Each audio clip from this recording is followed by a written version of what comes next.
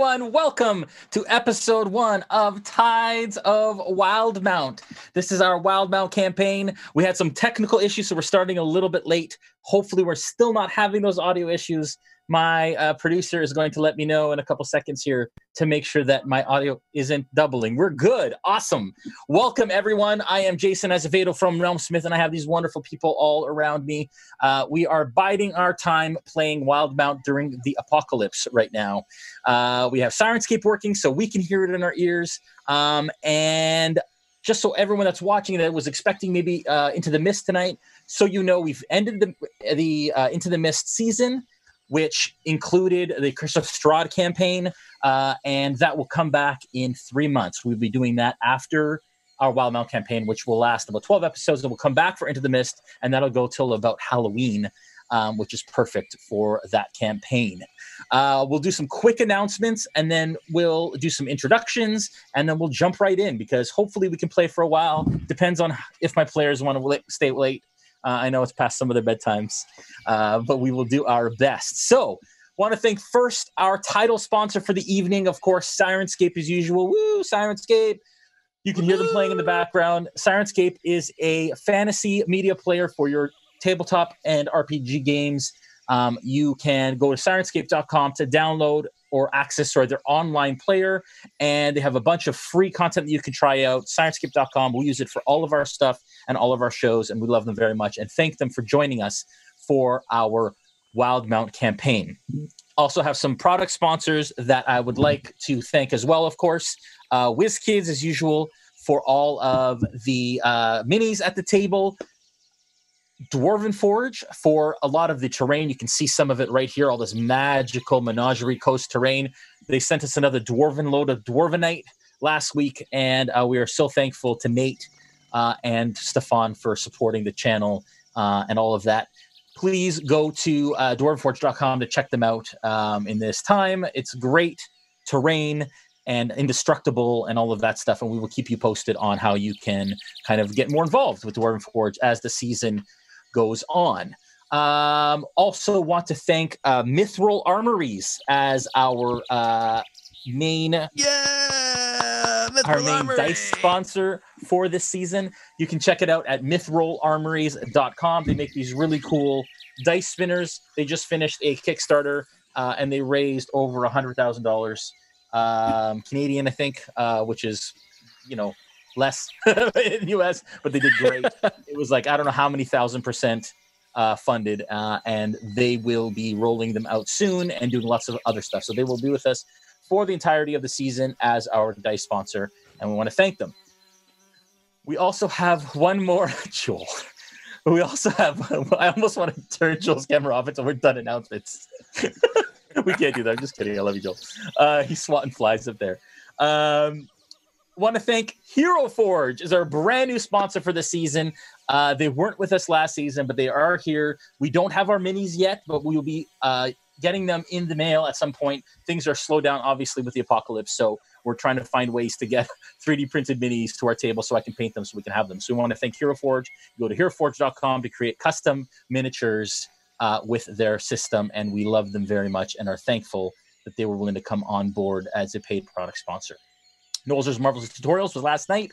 I painted the young red dragon. You can check out all of those tutorials at youtube.com/RealmSmith and youtube.com/D&D. And we also, more than anything, want to thank Dungeons and Dragons for hosting us on their channel. We had, by far, almost by double, a record viewership tonight before all of our technical issues. So hopefully you've all come back to join us for this incredible, momentous occasion. This whole campaign is really close to my heart. I came back to D&D because of Critical Role. It inspired me to play again, and it's inspired me to do what we do here. So to have the honor of running a game in this world and having Matt Mercer actually play on our stream on Saturday in our prologue was mind-blowing. Last weekend, we had a virtual GaryCon, and we played for 15 hours of all kinds of stuff. We did 2 Into the Mist seasons as well as a prologue to this campaign, and it was unreal and such a blessing to have Matt Lillard and Nora and Matt Mercer and B. Dave and James Hake and Luke Gygax and all of our guys on. It was just unreal. So we just want to thank all of them for joining us on the weekend. Virtual GaryCon was a great hit, and it was made possible by everybody watching. So we want to thank you guys for supporting that. Finally, we have some merch still from Into the Mist. We will continue to have that, and we will be adding more merch for Wildemount in the next coming weeks and months. So keep an ear out for that. To help us in our channel and to help us to do this, you can find it in the bottom of our Twitch panel under the video. And then, of course, if you like what you see, please follow us on twitch.tv/DND and twitch.tv/RealmSmith, and consider making us your Prime subscription, because that doesn't cost you any extra and it helps us do what we do. And I think that's all the announcements, guys. Are you guys ready to jump into a brand new campaign? Let's do it. Okay, so what we're going to do is we're going to go around the table, and you guys are just going to say who you are, your player, not your character, because we'll do character introductions in-game. And if there's anywhere that people can follow you on, please share that as well. So let's start with Adam.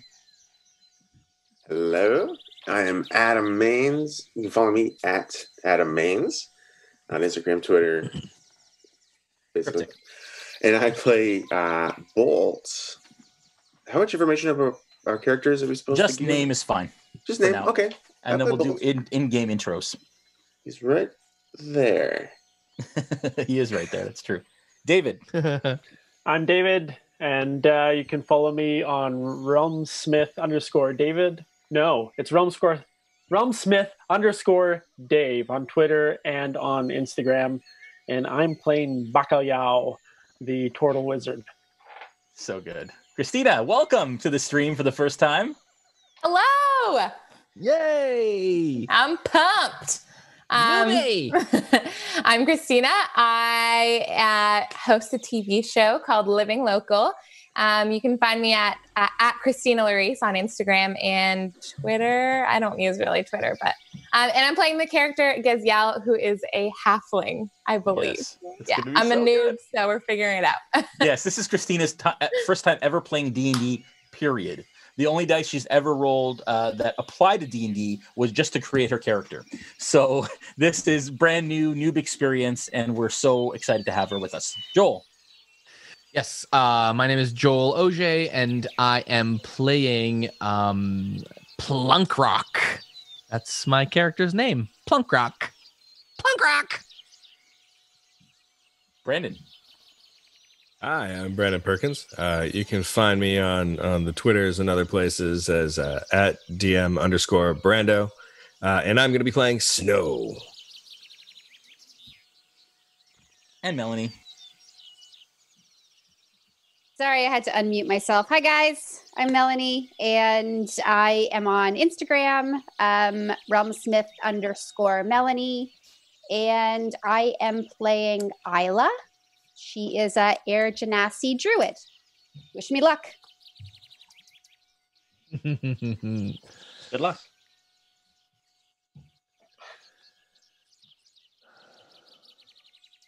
Oh, sorry, Jay, you muted yourself. We cannot hear I did. I first of all want to thank Joel for creating that incredible introduction. He created all of that music from scratch, and as well as put together the whole video. So we want to thank him for his incredible talent as well. We love that we have so much talent around the table. We will take questions in the break. So if you have a question about RealmSmith, we'll take a short break at about an hour and a half, so about 10:30, maybe an hour, depending on how late we want to go. And then we can have a pee break and all that kind of stuff, and then we'll come back into the game. Are you guys ready for some Wildemount goodness? Yes, sir. All right. Yes. Let us begin. The year is 835 post-divergence, and it is the eve of Zenith on the 26th day of Undalar, marking the dawn of summer. A holiday celebrated with games, displays of magic, and black powder fireworks. To find yourselves along the shores of the Vizdali Peninsula on the Menagerie Coast, a lush, rain-swept tropical region filled with scattered forests and jungles. Rocky seaside cliffs and beaches, overgrown islands, and bustling trade routes that span the western coastline of the continent of Wildemount, in the world of Exandria. A cool breeze drifts across Flora Isle, mingling the sweet scents of flowers with the salty tang of the Lucidian Ocean. Well-tanned locals play on the beach, while sunburned visitors sit in wicker chairs and sip cold drinks. A half dozen nearly naked shark hunters preparing to compete in the annual tournament stand in the shallows on the south shore, armed with harpoons and their wits. Now, I'm going to do what I typically do at the beginning of a campaign, which is describe each character's kind of introduction into the world, and give you guys a little bit of a chance to kind of role play on your own to kind of introduce yourselves and integrate. So what I'm going to do actually is I'm going to ask everyone but Brandon and Joel to mute your audio so that you can't hear what happens. And then when I wave my hands like this, you guys can come back. Or maybe somebody else will. Or actually, Josh will post in the chat that whoever needs to come in, okay? So watch the chat. Everyone but Brandon and Joel, mute your audio, and we're going to do some intros, and then we'll tell you guys when to come in. So you can take your earphones off. Josh will write in the chat in Zoom for when you guys are ready to come back, all right? Cool. Joel and Brandon. Brandon and Joel joined us for our prologue on Saturday with all of those fun people, and they were upon the Wave Chaser. After a perilous encounter at sea, narrowly escaping the clutches of an evil Oblex, the Wave Chaser and its crew approach the island of Palma Flora. As the ship slows into port, the crew scrambles to dock the caravel as they have done countless times before. With the sails furled and the ship securely docked, the day is yours as you contemplate a full day of much-needed shore leave. What do you guys do? So we're together. Yes. Obviously, we're getting off the ship together. Yeah, you guys are just came off the Wave Chaser. And Julian, we can do the switch to the camera there. So I guess I've been training up to this point, right? Yes, you have been for a little while. Zilna is still on the ship, and she is disembarking with you. You know that this was kind of her final destination. Yeah. But you have been training for the last, couple days. Okay. All right. So she is with myself and Plunkrawk? You guys are all kind of on the deck together, yes. Okay. All right. What do you do? That's a good question. I have always loved the smell of Palma Flora. I've always loved the smell of Palma Flora. You know, there was a time when we first met when I told you that you were a little annoying, and I want to apologize for that. But what you just did, that was annoying. Do you do that a lot? A lot. All right. I suppose as long as we're going to be together, I should get used to it. Zilna, what do you plan to do now that you're here? Well, this is my final destination. I plan to spend as much time as I can here and take a bit of a load off. I hope I have taught you as much as I needed to teach you in the time that we have spent together, and hopefully you will keep our agreement. Well, yes, as long as your teachings live up to their promise, then our agreement shall remain. Of course. Shall we proceed? Yeah, so as you guys walk to the edge of the dock, that is Snow and Plunkrawk there. Josh is helping us with minis at the table today. As you make your way to the end of the dock, you see that there are a number of people on the beach.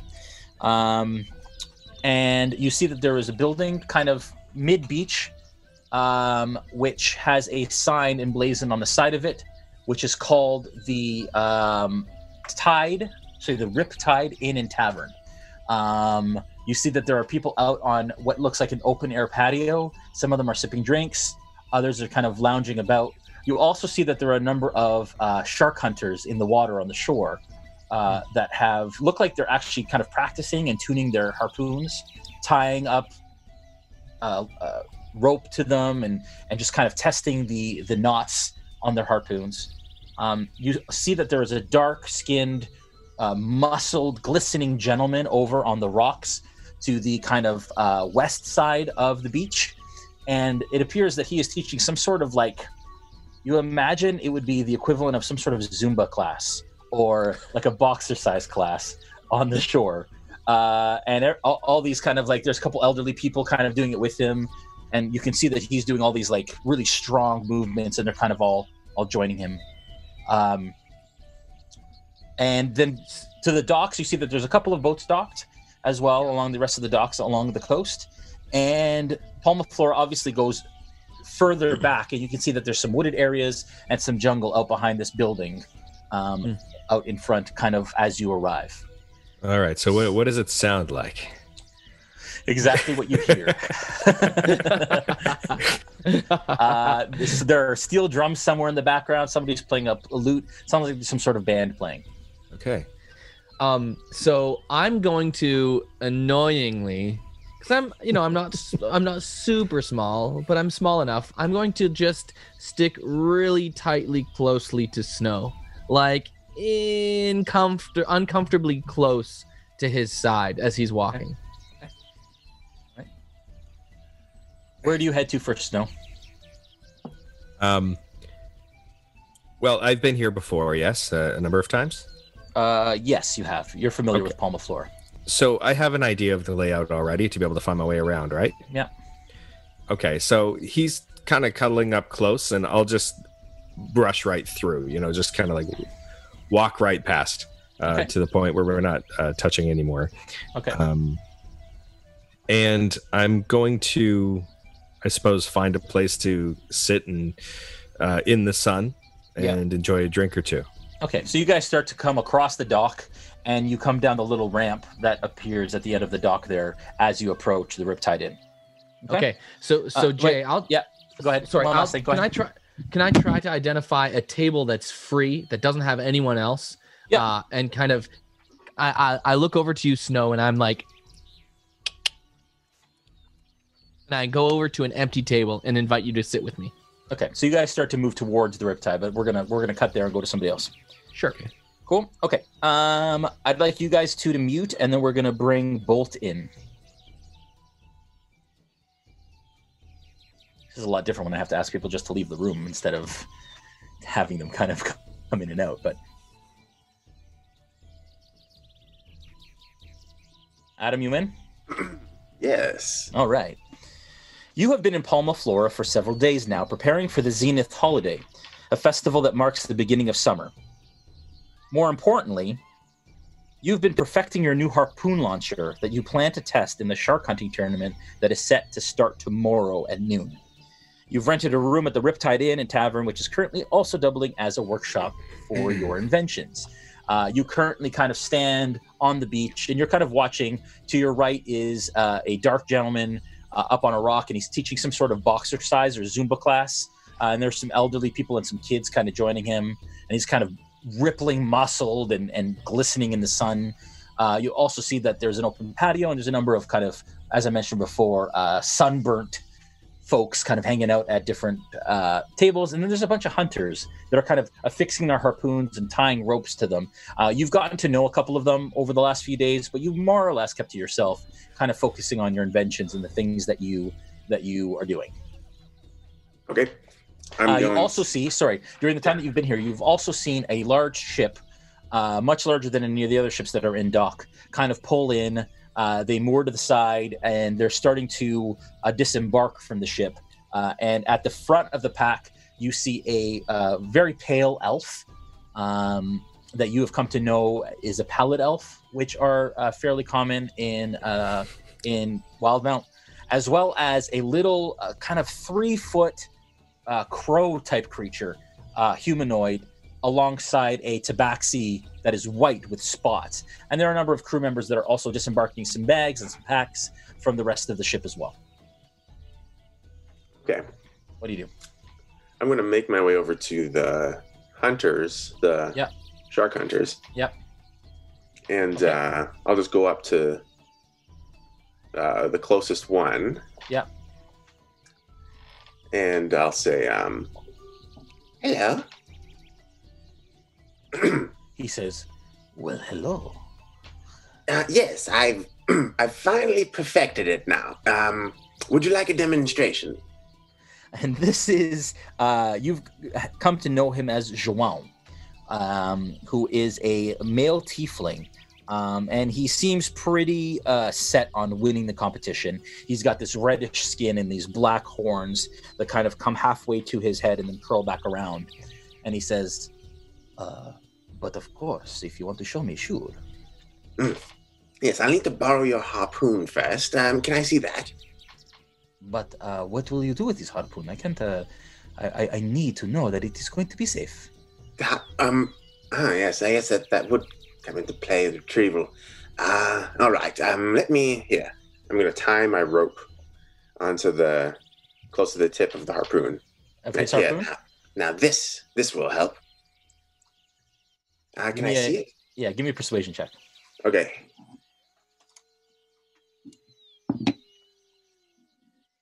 Persuasion. 18. With an 18, he absolutely says, well, if you say so, of course. Yes, very good. Now, I'm going to tie the rope, and I have with me a little device that will launch it. Yeah. And so for that, I'm going to cast Catapult. Okay. And start to crank it back.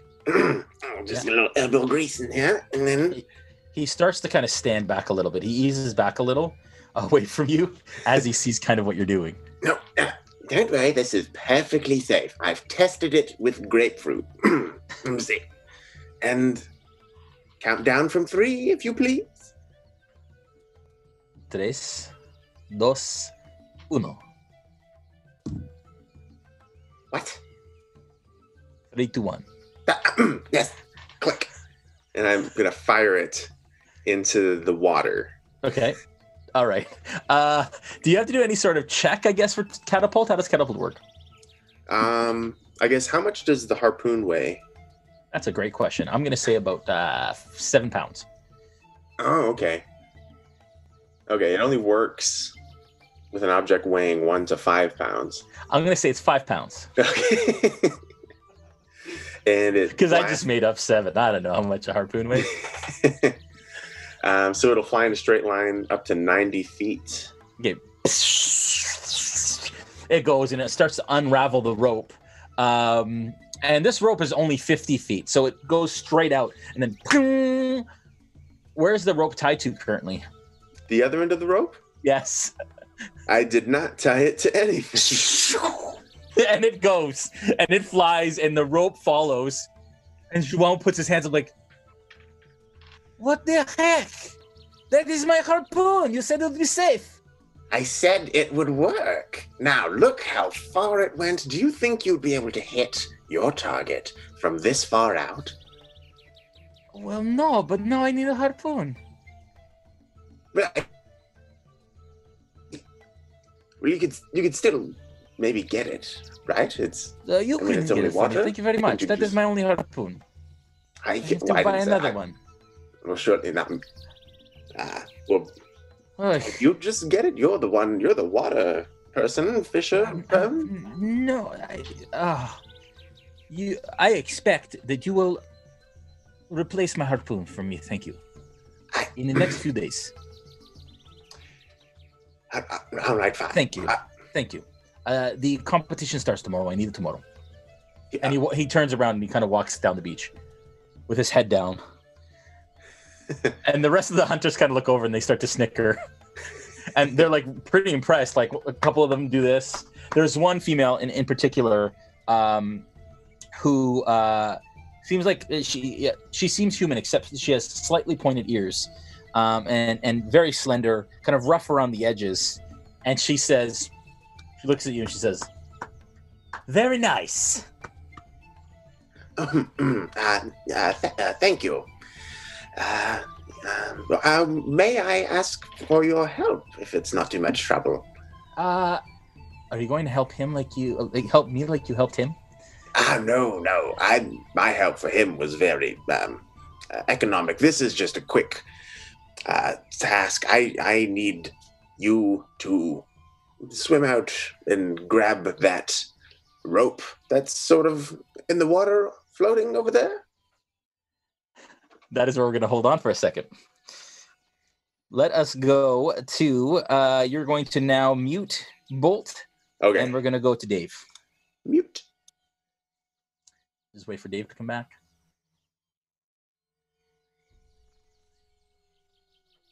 Dave, you there? Dave, you there? Hello. I'm Dave, here. it's Dave now. 1 sec. Everybody else mute. Muted. Oh, so exciting. Okay. Unmuted. Dave, welcome back, buddy. Oh, so excited. Yeah. All right. Rest, relaxation, and a mate. That is what has brought you back to the Menagerie Coast. Though it is all still fairly new to you. You left when you were but a hatchling and have spent months returning. Finally, you are here, and though it is all new, the sand on your feet, the wind on your shell, and the sweet smell of the Lucidian Ocean just feels like home. You were told Palma Flora was a renowned vacation spot and have come to see what all the fuss is about, though you don't see the need to rent a room when you carry one that has served you just fine on your back. You've been people watching all morning, and one individual in particular has stood out to you. Just to your right, perhaps 10 or so feet away, is a small humanoid, just over 3 feet tall, bright blue aqua hair, and a sun emblem that she has emblazoned over her right eye. Other than that, a large ship with Wave Chaser across the side has just docked and is starting to disembark. At the front of the pack of the people who disembarking is what you don't know if you've ever seen this before, but it's a small humanoid, 3-foot kind of crow-like creature. Right beside it is a 5 to 6 foot feline, cat-like creature. Both humanoids. They're walking down kind of the gangplank across down from the dock, just past the docking area or the coast there. There is an open air patio. People are enjoying themselves on it. Some are drinking. Some are just kind of hanging out. And then to the right of you, just to the right, there is a loud, big, muscled, sweating, dark-skinned gentleman, and he's teaching some sort of like boxer-size Zumba class to a bunch of elderly folk and some children who are kind of the only ones that are really paying attention. Somewhere on the island, you hear a band playing in the distance, and you have been here for just a short time. What do you do? Okay. I'd like to use my find familiar. Okay. And I'd like to call my orange cat. Okay. Can I do that? Yeah, you sure can. Okay. For the sake of those at home, can you just tell me what Find Familiar does and how it's cast? Okay. So it lasts for an hour. Yeah. You need some charcoal, some incense, some herbs that are consumed by a fire. Maybe I can't do this right now. Okay. Okay. I might not be able to do that. You start to think about it. You realize, oh, wait a second, I left my components in the woods. You found this kind of area on the northern shore of the island where the bridge connects to the rest of the village, and that's kind of where you've kept your stuff. Okay, I'd like to approach the big cat. Okay, so as you start to kind of walk towards the dock, you hear a pish and shh, and you see this harpoon shoot out from some sort of contraption that a bronze-colored dragon-skinned fellow launches out into the ocean. And you see the harpoon launch, and the rope kind of goes, but it's not attached to anything, and the rope follows it, and it shoots like 90 feet out into the ocean. At which point, the guy that's with him raises his hands up in the air, and you hear something like, "That's my only harpoon." And he kind of turns around and he goes off the side of the beach. And you're pretty close to where they are right now as you start to kind of walk towards the cat-like person. 90 feet out? Yes. Whew. Okay.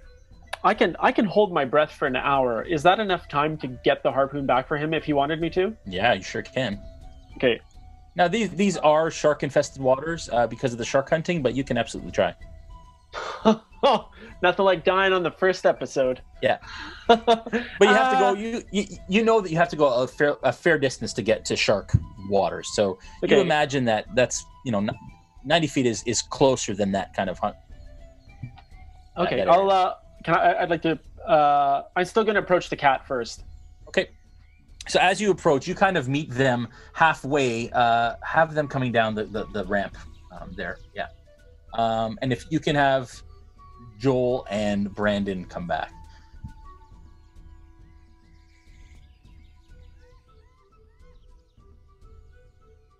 This is so fun. Sirenscape, Sirenscape, Sirenscape, Sirenscape. This is my hold music. Yeah. Mr. Siren on the flute. Yeah. All right. Brandon, Joel, you guys back? Hello? Yes. Brandon, you back? Yep. Okay. As you guys are coming down the ramp, you hear this, and this harpoon flies over the water and shoots out 90 feet into the deep. And a rope that you imagine was supposed to be tied to something follows this harpoon as it unravels. And there is a bronze dragon-skinned humanoid standing on the beach, out right at the shoreline there that you can see.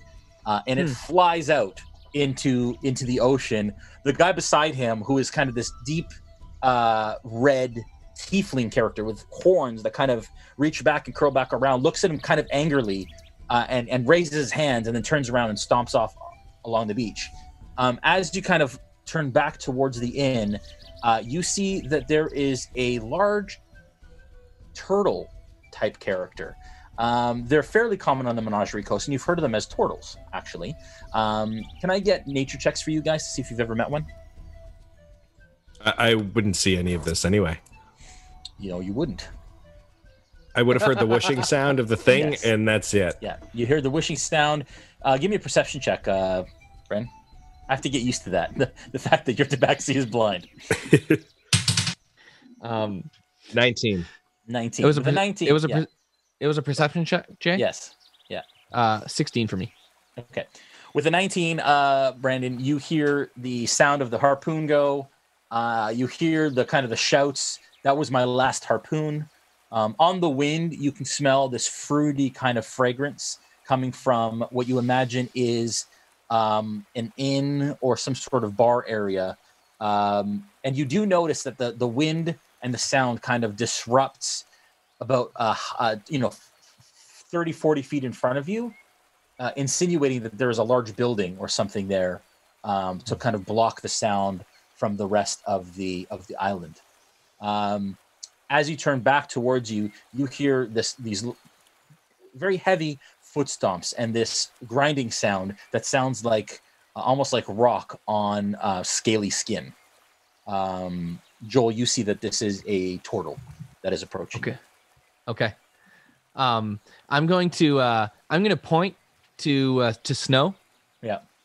I'm going to cast message into his brain.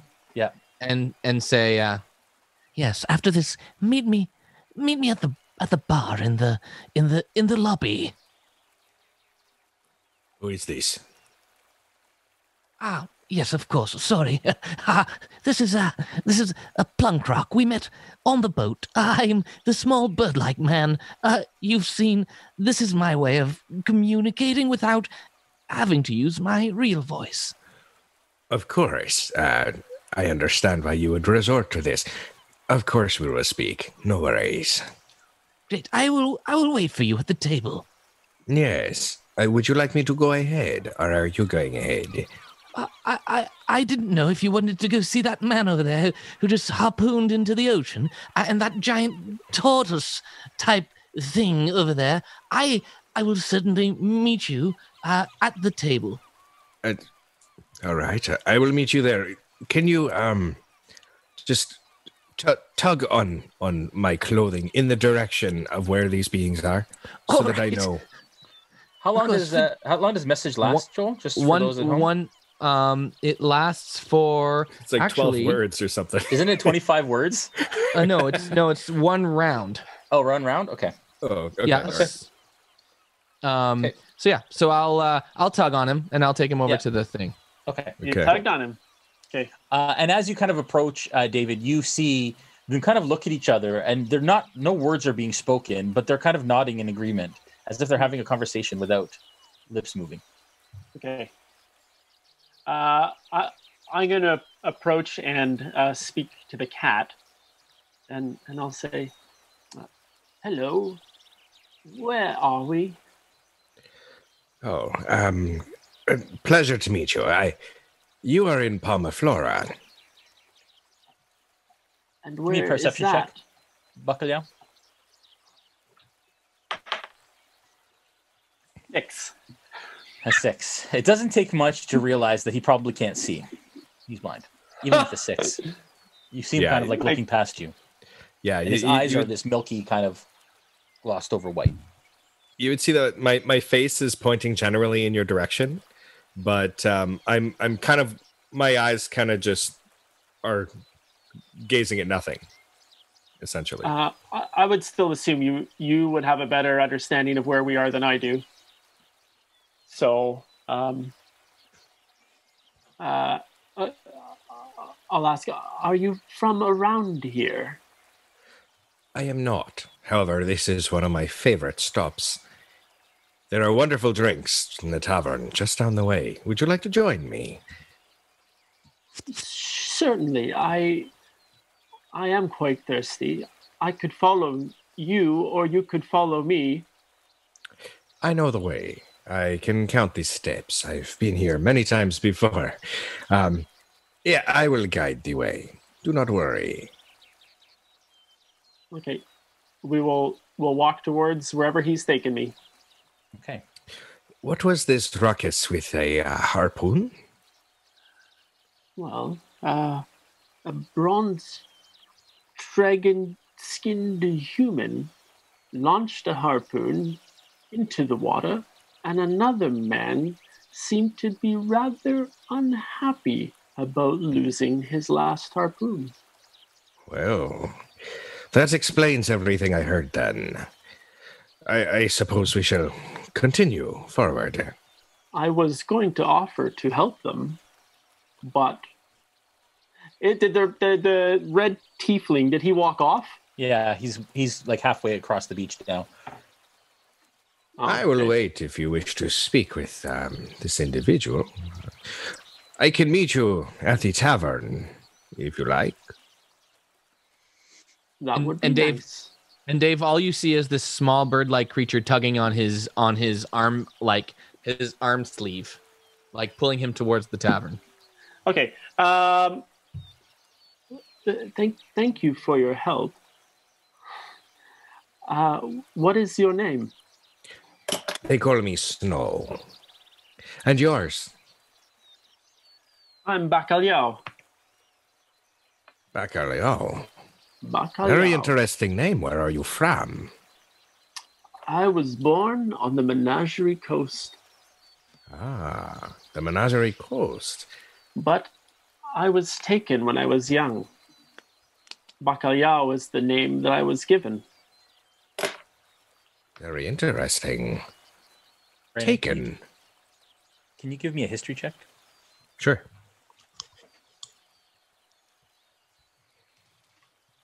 5. With a 5, you've heard the name Bacalhau somewhere, but you can't quite remember where. Your name, it is familiar to me. Do you travel these parts often? Not quite sure where I am. I see. Don't know if I've been here before. I'm trying to find my home. I see. Jason, is there... I mean, like, I've traveled around these parts a little bit. What could I tell him to kind of give him some idea of where he is other than just the name Palma Flora? Yeah, I mean, from what you know is that Palma Flora is a little island just south of the village of Palma Flora. So the whole thing is Palma Flora. This is just kind of the resort off the coast, off the south coast of this village. Yeah. In the peninsula is this little island. And you're kind of midway up the Menagerie Coast, more or less, north of Port Zune, some ways. Are you familiar with Port Zune? No? Interesting. Well, perhaps some further discussion in the tavern will help to clarify where we are. If you don't recognize the name Palma Flora, I may not be able to explain it very well to you. You see, I've never seen it on a map to be able to describe it to you. Well, I will join you. And what is your name? I'll say to the bird.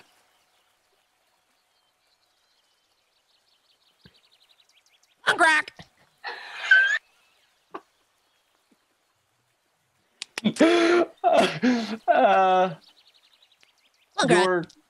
Your crack? Plunkrawk. Plunkrawk. Oh, nice to meet you, Plunkrawk. Hey, we're gonna Nice leave to it meet there. you. Oh, sorry. All right, we're gonna bring Christina in. I'm gonna let Mel work out a little bit longer there.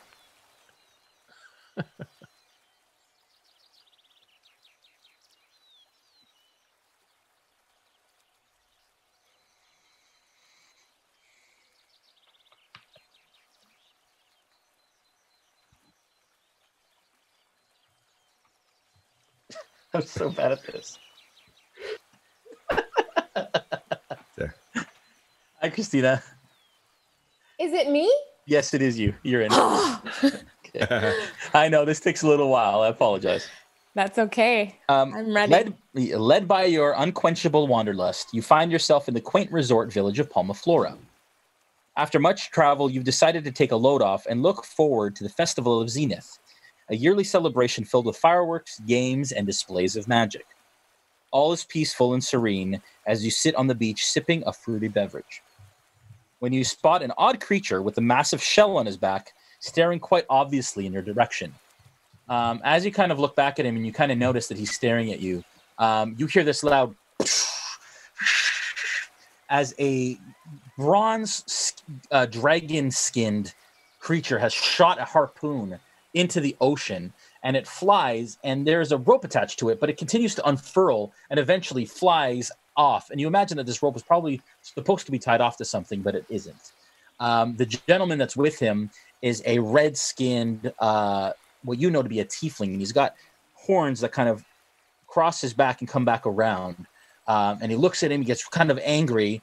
You hear something about a last harpoon, he turns around and he storms off that way. By the time you look back at this creature that was kind of staring at you, he is kind of crossed the beach in front of you, and he's approaching two other creatures. One is a small humanoid that looks like a crow with a big long beak and black feathers covering his body. And the other one is a taller cat-like creature that is white-furred with black spots. And they meet and they start to talk.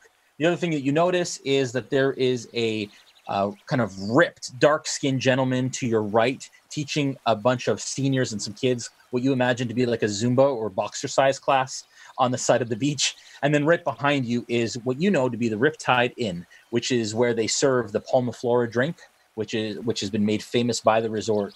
And it is kind of an open air patio where people are kind of milling about. What do you do? What do I do is the question. I join Zumba class. You join the class? You stand up and you start to you brush yourself off and you kind of limber up. You start to stretch and you go over. And there is this gentleman who you have known. His name is Delroy. And Delroy is this, again, ripped, very charismatic gentleman. He's, go on now, one more time, 10 more. Come on, 2 more. All right, 3 more. Let's go. And then he's doing like these motions and everyone else is kind of following around. I'd like you to make a performance check to tell me how well you are following in the class currently. All right. What does a performance check require? So just roll a d20 and then add the number, the plus, the modifier beside performance in your skills. In my skills. Okay. Kind of, yeah. So I rolled. Oh, that's not even the right dice. I rolled a 20. Natural 20? A natural 20. Oh, natural 20. That's the first of the stream. That is a not necessarily an instant success, but the best you could possibly roll. You've done this class a couple times already since you've been here. You know it like the back of your hand. In fact, you could probably be teaching it. And you kind of catch his eye as you're doing it. And he goes, Guangal, that's right, one more time. And he's like really into it. And he obviously is like even more so in desiring to continue to teach this class. Let's bring she's gone. I think she's given up. Maybe she's gone to bed. If you could just send Mel a message when she's back. But we will go back to let's go back to Bolt. Bolt. There she is. Oh, there you are. Jeez. Of course.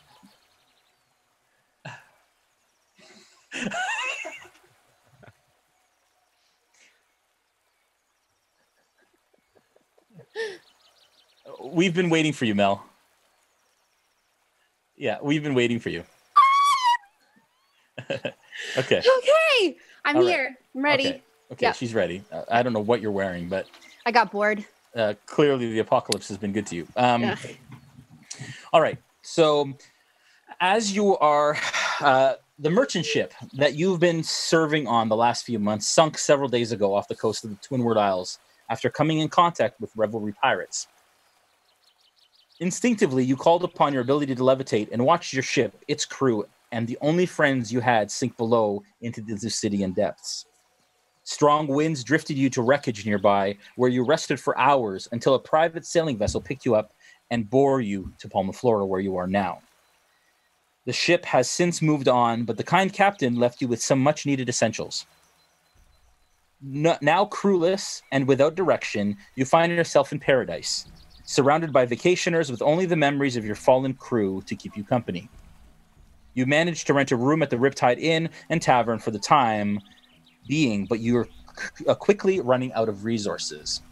As you kind of sit by the patio that exists, that's connected to the Riptide Inn, you're sipping a Palma Flora, which is the drink that is known to the locals and is made kind of the resort, or has been made famous by the resort. It's kind of a fruity mixed drink. While you're kind of sitting there, there's a large ship that pulls in with Wave Chaser emblazoned across the side of it. You see a number of people disembark. Two of those, one is a short crow-like humanoid creature. The other one is a taller cat-like creature with dark spots and white fur. In front of you, just after it docks, you see this bronze, dragon-skinned humanoid launch a harpoon 90 feet out into the ocean. And a rope that you imagine was supposed to be tied to something goes with it. And the gentleman he's with, who happens to be this red-skinned tiefling with horns that kind of curl back around, gets a little angry and he storms off down the side of the beach. At that time, a tortoise-like humanoid with a large shell on his back saunters by you to meet the two creatures that are coming off the boat. And to the right, you see that what you imagine is a boxer size or Zumba type class is happening over by the rocks. And there is this ripped, dark-skinned gentleman teaching the class, and he's kind of like leading it. And then this little kind of halfling, which you know is a halfling, just over 3 feet tall, blue aqua hair, jumps into the class, and you know she's been doing this every day since she got here because she is rocking it. Give me a perception check, please. Okay, I can do that. Yeah, no, I'm not new at this. Hold on for a second. Where is my perception? Oh, sorry. No, I'm Changed. you left me for too long and I just lost all of my, okay. Oh, it fell on the ground. Does that count? Does it still count? No, you have to re-roll it. Okay. Oh, I got 17 plus 5. Okay. Wow. Okay. Yeah. So 22. Yeah. With a 22, immediately you recognize the short crow-like creature as Plunkrawk. Yeah. He was actually aboard the ship that sunk. You didn't realize that there was any other survivors, and this is the first time you've seen him since the ship went down. You thought you were the only survivor, and he's coming down from the dock from where the ship is. Okay. What do you do?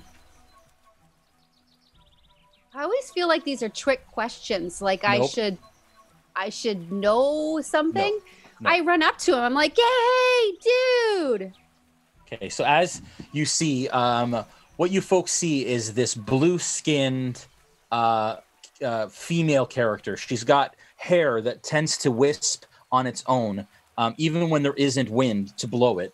And she's got these kind of swirling designs that have a slight glow to them as she runs across the beach, kicking up sand towards the group that is currently talking of Bacalhau, Plunkrawk, and Snow.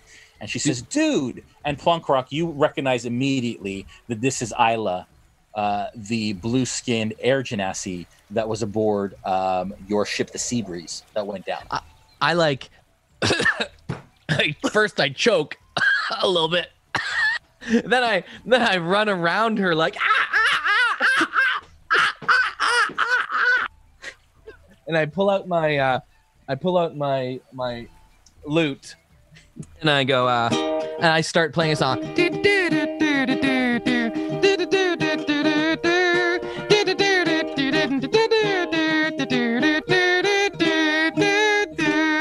I say, "Hi!" What do you do, Aella? I love it. I'm like, "Hey, what are you doing here? I thought you died." I thought you died. And We're gonna play that game. You know, Aella, that Plunkrawk is a Kancko, Yes. and you learned fairly early into your voyage that he basically could only speak through mimicry. So Okay. he only speaks in voices that he has heard people say before. So Right. he actually doesn't have his own voice that you've ever heard. Right. Okay. But he does remember songs very well, which is why he was able to entertain on the ship that you were on. Right. I'm like, "Oh, yeah. I remember. Aella, you're so beautiful." Aella, you're so beautiful. Oh, that's how we're gonna play. There's other people around me. Yes. Yeah. So, and to the left is a humanoid gentleman. You think it's a gentleman with a big, massive tortoise shell, and he looks like a turtle on 2 legs. And a cat-like character who actually appears to be kind of looking past you, obviously blind, white fur with black spots all over him. Okay, so I'm gonna circle around and do this in front of the cat guy just to be sure, and then I'm gonna knock on the shell of the tortoise. Yeah. You like? So you carry your house around wherever you go? Yes. Why are you knocking on me? Just checking things over. It's not hollow. Okay, good to know. But I think the cat can't see you. No? But I could feel you waving in front of my face. Oh, he is something else. Oh, he is something else. I certainly am. Oh, this is going to be fun. So what are we going to do? What are we doing? What's everybody doing? We're getting drinks. Join us? Yes. I just Yes. Yes. got deja vu. I'm trying to give me time. This is only my second campaign. It's going to take me a little while to get off of that. Oh, that's good. All right. Okay. Back to Bolt. Okay. Back to Bolt real quick. So Bolt, you're kind of having a conversation with this other female character, Elandra, and behind you, you feel this kind of movement, you look around and there is a blue-skinned humanoid female who kind of runs past behind you to this group of ragtag humanoid creatures that are currently having a conversation. And she starts to like wave in front of one's face and knocks on a shell, and then the little crow-like character starts to play a little ditty on his lute. What do you do?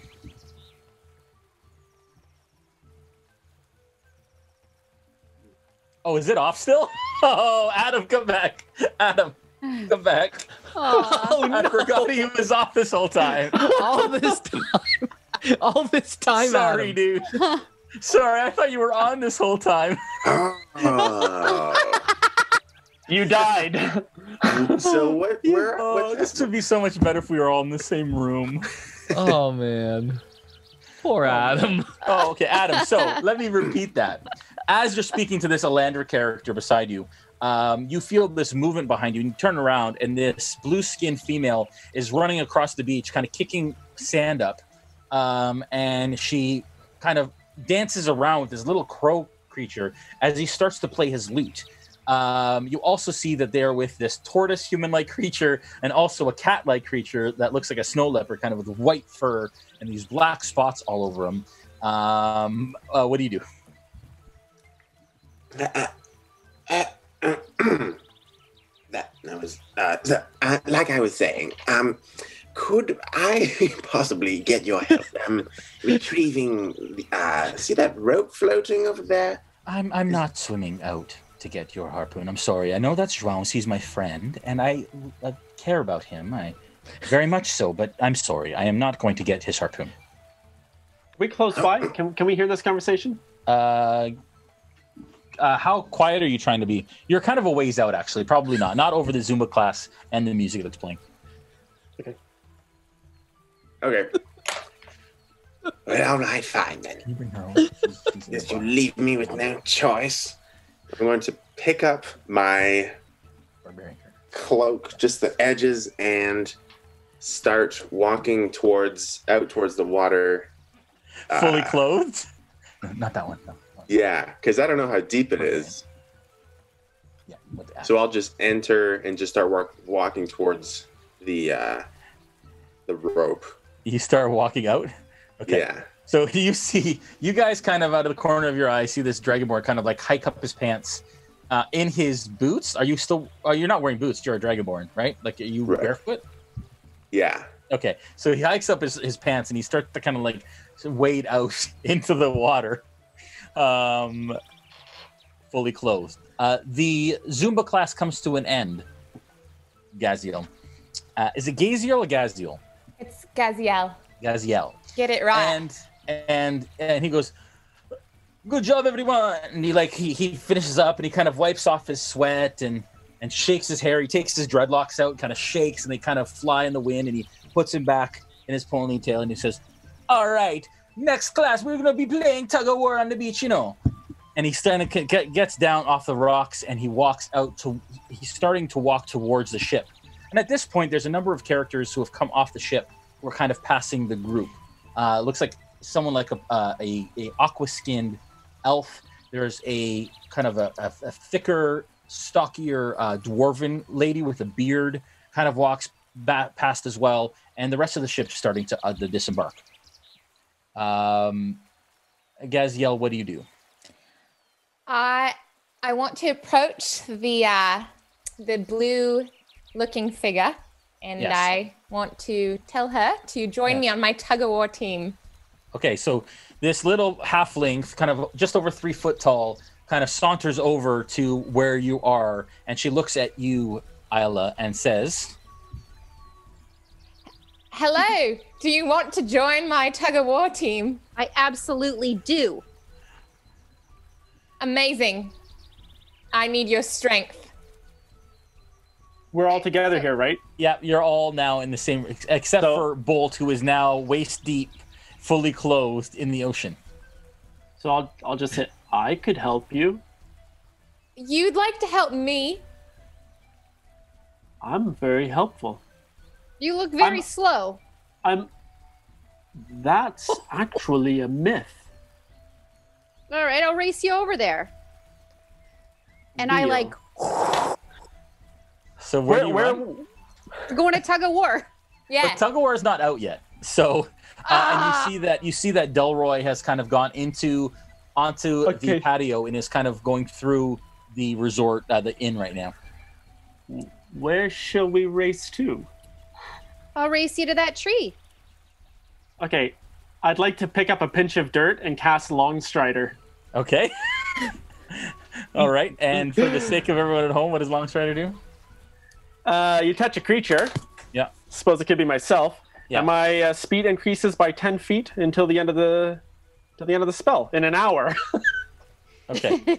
All right. So where are you guys racing from? So right now there is a stretch of beach, basically from docks to rocks. Where do you guys want to go from?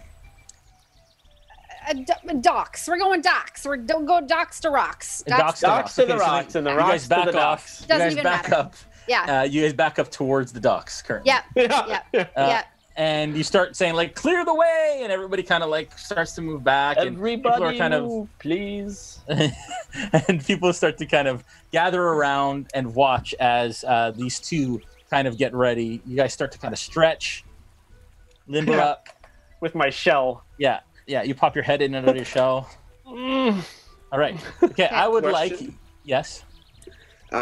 So if I'm waist deep now, how close am I to the rope? If you're waist deep, you're probably like 30 feet in. You have another like 60 feet to go. Oh, okay. You can move I'm gonna 30 feet in. give up and turn back around. Okay. He turns around, quite deflated, and you kind of notice that he's kind of sauntering back to the beach as he kind of comes back, and he's wet. All right, so to the race. Here we go. Do your stuff. Okay, wait. Before we go. Okay, are you ready? Oh, okay. Are you ready? I'm ready. Turtle Man?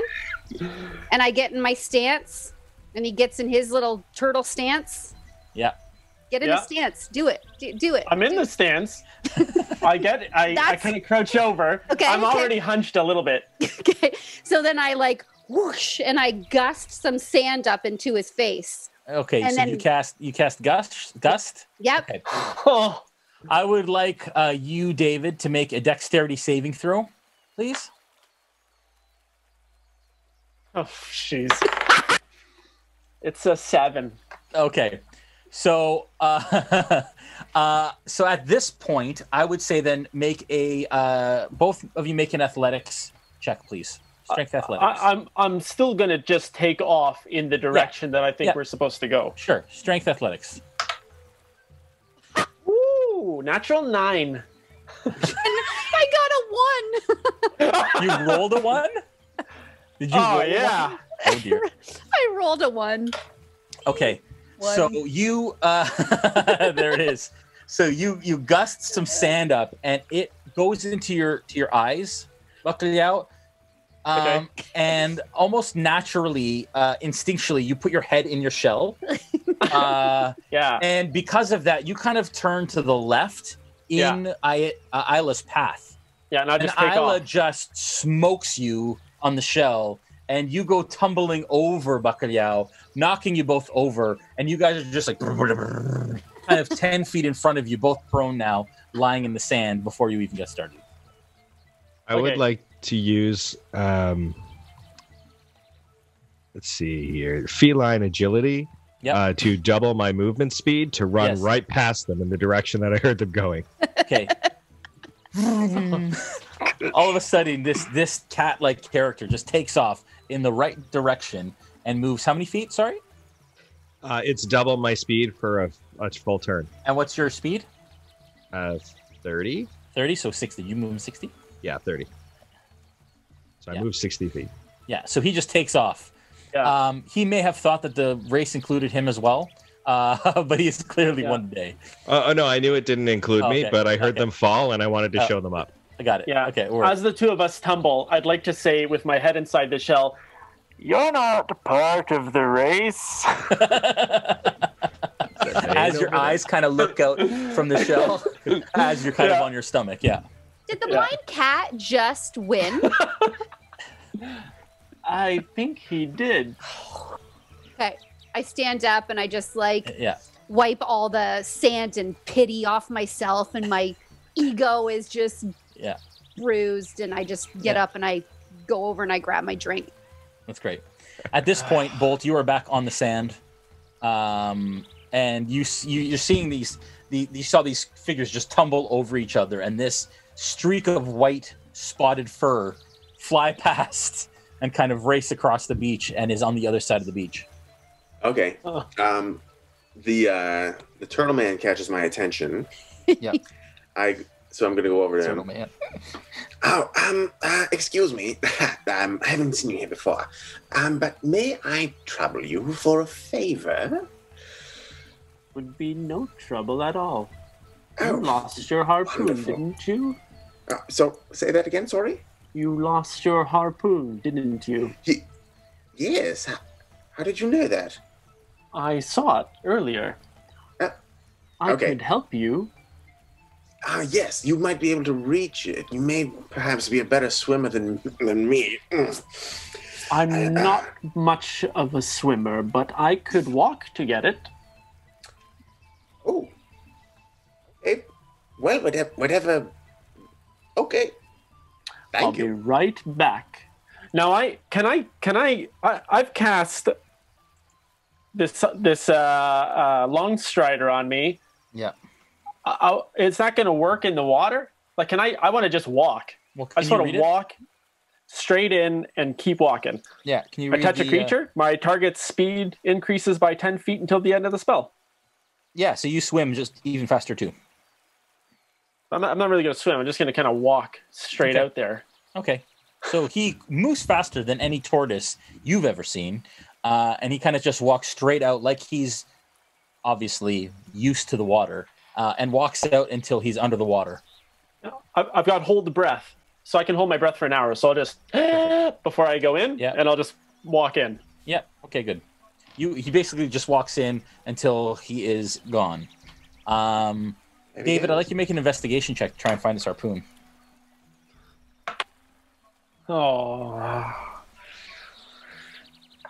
It's a 6. Okay, with a 6, you start to swim out, and the water is crystal blue, gorgeous kind of, coastal Caribbean water. And as you're swimming around, there is a lot of coral around this area. So you start to swim, you're not seeing anything just yet. In fact, you're having even a hard time kind of figuring out if the direction that you're moving in is the direction that the harpoon went. But you are seeing beautiful fish swim by, and schools of them, all different colors, yellows and greens. Okay. That's all for now. Well, what are my options? Can I keep looking? Yeah, can I exit and go back in? You can continue to try in a moment. Okay. Out from the resort area, Delroy walks out. He's, "One now, let's play some tug of war, Get in your teams." And he kind of walks out to the middle of the beach, pulls out this long, thick rope. And he starts kind of calling out to some of the locals, and some people are like, "Nah, I don't want to play," and some people are actually getting up to play. "One now, line up. Line up." I go. I want to go line up. All right, the blue girl. I want to use my force of intimidation and convince everybody on the island to join me. Okay, give me an intimidation check. All right. A 3. Okay, please tell me how you ask everyone to yeah, go ahead. I fall down to my knees and I say, "Listen up to me, because I'm obviously very amazing. Come and join my tug-of-war challenge, because I need you." I like it. Okay. What did you roll with your... I rolled a 3. 3. Yeah, you meant to intimidate them, but you actually look a lot more sorry than you do intimidating at this moment. And you don't really garner any help. I have a +6 on intimidation. So you actually got a 9? Yes. Okay. Well, all right. One guy at the bar kind of gets up. He goes, "Oh, I'll do it. And he kind of walks over and he saunters over, and he can't really walk in a straight line, but he kind of walks over and kind of puts his arm on, and he's like, I'm on your team. So Jay, as this guy is doing this, yeah.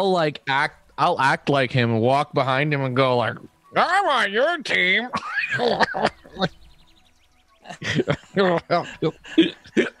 He looks to you. Are you? Is he making fun of me? And I immediately stop and just run back behind the turtle. No, okay. behind Snow. Okay, David, I'd like you to make another behind me. I'm in the water. Please. Yeah, I'd like you to make another investigation check.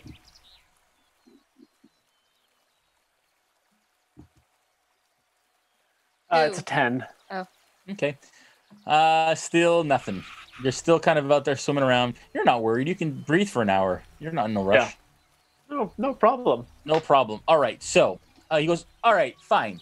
I'll break you into teams. Blue skin girl with a blue haired girl over there on the right, please. Catman over here. You're on the right. Birdman. This is a crazy group of people, I've never seen this before. Birdman with the Catman. That should be interesting. And he looks at Bolt and he says, you over there, you going to join us? Shiny Pants. Me? Well, would that make an odd number for your tug of war? Go on, it's okay. I'll be on whatever team I'll be on the girls' team. All right. Here we go. I'll go to the boys' team. Okay, so boys and girls on either side. Oh, there we go. We're good. Josh has been drinking some Palma Floras too. All right, I would like the boys on one side to make strength athletics checks, please. And we're going to add them up. Ooh. So I rolled an 8, which I guess means I'm not really trying. 8? Maybe. I rolled a 4. That's 12. I got a 10. 22 for the boys. Girls, I'd like you to roll. I got a 16 plus a 4. Oh. I got 6 plus 0. Okay. That's so still a 6. Yeah. Yeah. So Delroy, he takes this big rope and he just wraps it around this like glistening like muscle that it just pulsates. He goes, yeah, don't worry, we got this. And he kind of anchors in the back. And Gaziel, you feel pretty confident. And he says, 1, 2, 3, and you guys pull, and you basically pull the other group 5 feet in your direction. I'd like you to move everyone that way. And you guys clearly didn't anticipate the kind of strength that is coming from the group that has just pulled that rope. Can you mark the center point with something? Yeah, there you go. There. That's the center point. All right, with the table? Okay. Good. All right, that works. All right, I'd like you all to make strength athletics checks again, please. Boys first. Can I ask a question? Sure. Okay, so my strength. Yeah. Strength athletics check. Just athletics. Okay, because there's 2 different, I don't understand what you want from me. Sorry, strength is the attribute, so you'll see athletics and you'll see strength after it. That's what I mean. It's just an athletics check. Athletics. Okay. Yeah. Okay, so girls first, actually, this time. 8.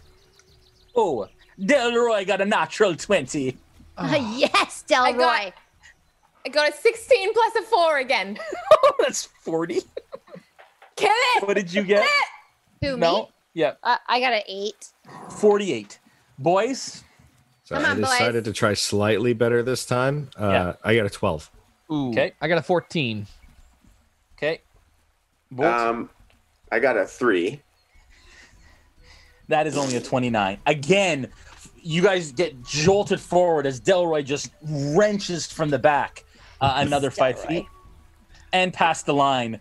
And Delroy's, that's right, we won, gals. You got the right person on your team. I'm gonna look at the two people in front of me. Yeah. and say, what? Who are you? How come you're not even helping? You're not even pulling at all. I just want to get drinks. Let's go. How come you're not even helping? You did nothing at all. What? A cat and a bird? Do either of you even have thumbs? I do. Look at these. They're opposable and everything. Oh, okay. I'll point at him, and I'll cast message again, and I'll be like, How dare you even say such things about me? You don't even know me. and I'll walk off. Okay. And you hear this in your voice. No words were spoken. No mouths moving. Sorry? I'm going to turn my attention back towards the water. Okay. Bacalhau. Investigation check. I'm looking around. I still got some sand in my eyes. Yeah. Oh, a 17, baby. With a 17, you see a glint of metal just ahead of you with a long rope. And the rope now, just the end of it is starting to drift down, which is what gets your attention from this. All right, I'm going to grab onto that with my little turtly hands. Yeah, you swim down and you grab it with your turtly hands and you start to kind of bring it in. You start to kind of wrap it around your arm underwater as you kind of head back. And at this distance, actually, I'd like you to give me a perception check, please. Well, that's always a good thing. 7. Okay. You see nothing. And you start to swim backwards with the harpoon. Backwards towards the shore? Yeah. You start to... Okay, so you run... Yeah.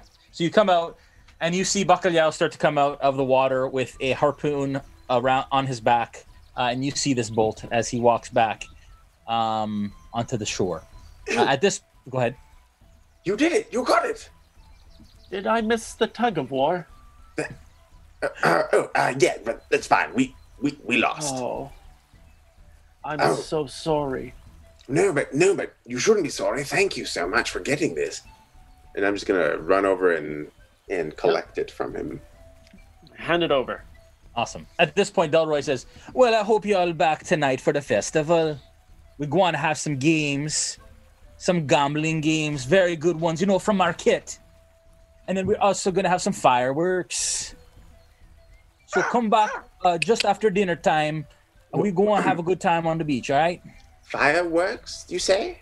Yes, of course. Oh, well, that's some of the best in Palma Flora. Sure. Yep. I'm in. Okay. Maybe. So, Maybe not. as I mentioned before, Aella, you have a room in the inn. Mm-hmm. And you can probably afford another night or two, if that. Mm-hmm. But then you're out of money because all you have is what was given to you by the people who brought you back. Sure. The sailing ship. It's a silver per night in the inn, guys. Or you may be able to afford more, but you don't have a lot to last. Bacalhau, you don't have a room. What do you guys do now? We're going to kind of, for the sake of brevity, we're going to move fast through kind of the rest of this day into the evening. What do you guys want to do between now and the rest of the evening? Or sorry, leading up to kind of supper time. I want a nap. Okay, you head back to your room to nap. Yep. I'm going to untie and return the harpoon. Okay, João says thank you and is surprised and impressed. Yes, and you can expect that next time I will certainly use a longer rope.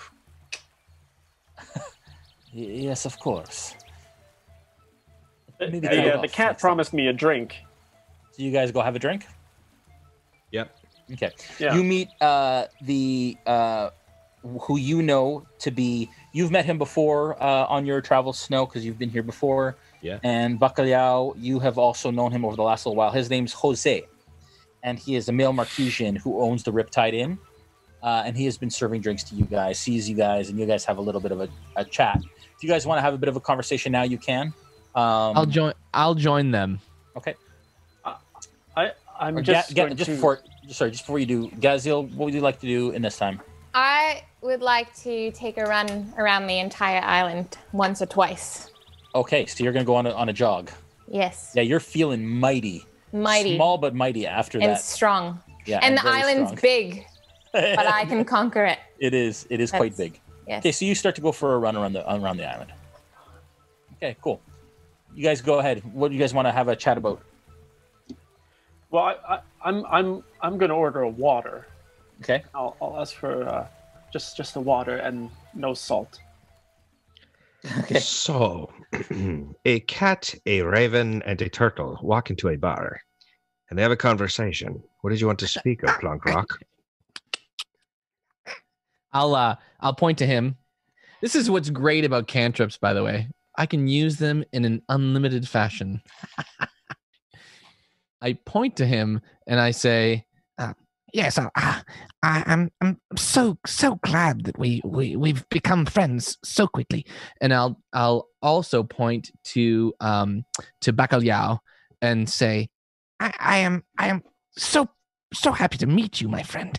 I know you cannot tell who this is, but I'm the small creature in front of you, and you are now my new anthropomorphic friend. Is he talking into your brain too? I think so. Now, can they respond? Yep. They have one response. They have one response that whispers into my mind. Okay. It's 25 words. Nope. What's the response? There's around. Okay. Okay. But do I know that? Do I know that I can respond telepathically? Probably not. Nope. But you can. Oh, okay. So I'll just think. That's really strange. Cool. I'm just thinking that to myself, but I guess you're going to hear that. Yep. If I don't speak to you like this, then he doesn't know what I'm saying, and you're carrying on two separate conversations at that point. Would you like me to speak like this, or speak back to you in my brain, the way you're speaking to me, into my brain? Are you talking? I'll point to him again, and I'll go, You can speak to me however you like. However you like. I'm going to speak aloud so that Bacalhau here can understand what I'm speaking to you, yes? That's a good idea. You find that I point my finger a lot when I have to talk to you because my mode of communication is my messages cantrip. Okay, so Bacalhau sees that. I do not, but yeah. Yeah. Yeah, but I'm kind of like bobbing my head back and forth in front of what's the cat's name? What did you say your name was? Snow. I'm kind of, my head's like, I can't tell where he's looking, so I don't know if he's talking to me or the bird. Were you talking to me? So I do turn my head in your general direction, though I may not be looking at you when I speak. Yeah, and I'll just keep like looking past me just to make sure you're looking at me and not somebody else. Right. What's amazing is that there's a voice in your head that you can't determine where it is, but he's not looking at you even when he's talking to you. Yeah, this is the worst duo to try to converse with.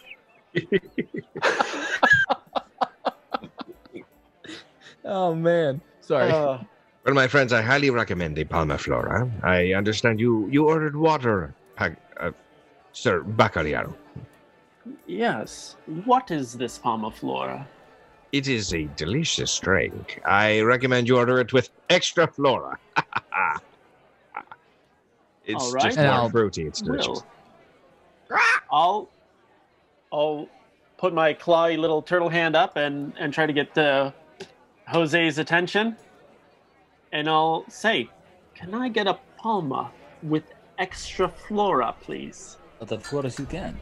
And he mixes up the drink, pours it out of a little keg, and gives it to you. Just as a note, I haven't had alcohol before. Yeah. If this is alcoholic, I don't know what's going to happen here. Oh, it is. Yeah, we're about to find out. You take a sip of it. Yeah. And you taste. I would take like a good mouthful, like water. Yeah. Just a. You chug it a little bit. Yeah. And give me a perception check first. 17. Okay, with the 17, there's this. You have an acute sense of taste, and you taste like mango, and possibly some berries, maybe some honey, and then you also there's this strong kind of taste that you've never tasted before, and it kind of makes the back of your mouth tingle a little bit. You taste alcohol in it. Yeah, I'll describe the tasting notes to them. Yeah, including that tastes like tingling. That's right. That means it's working. I will finish it.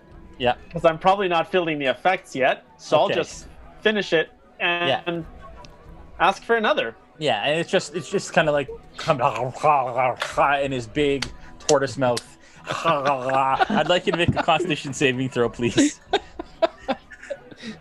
That's awesome. 17. A 17. With a 17, you feel good. You're like, yeah, you're fine. Yeah. So, Aella, as you're passing through kind of the foyer of the inn, there is a dark tan skinned gentleman who is sitting at a table, and he kind of looks and he says, psst, hey, psst. Hey, Lisa, come here, please, come here. I have something to talk to you about.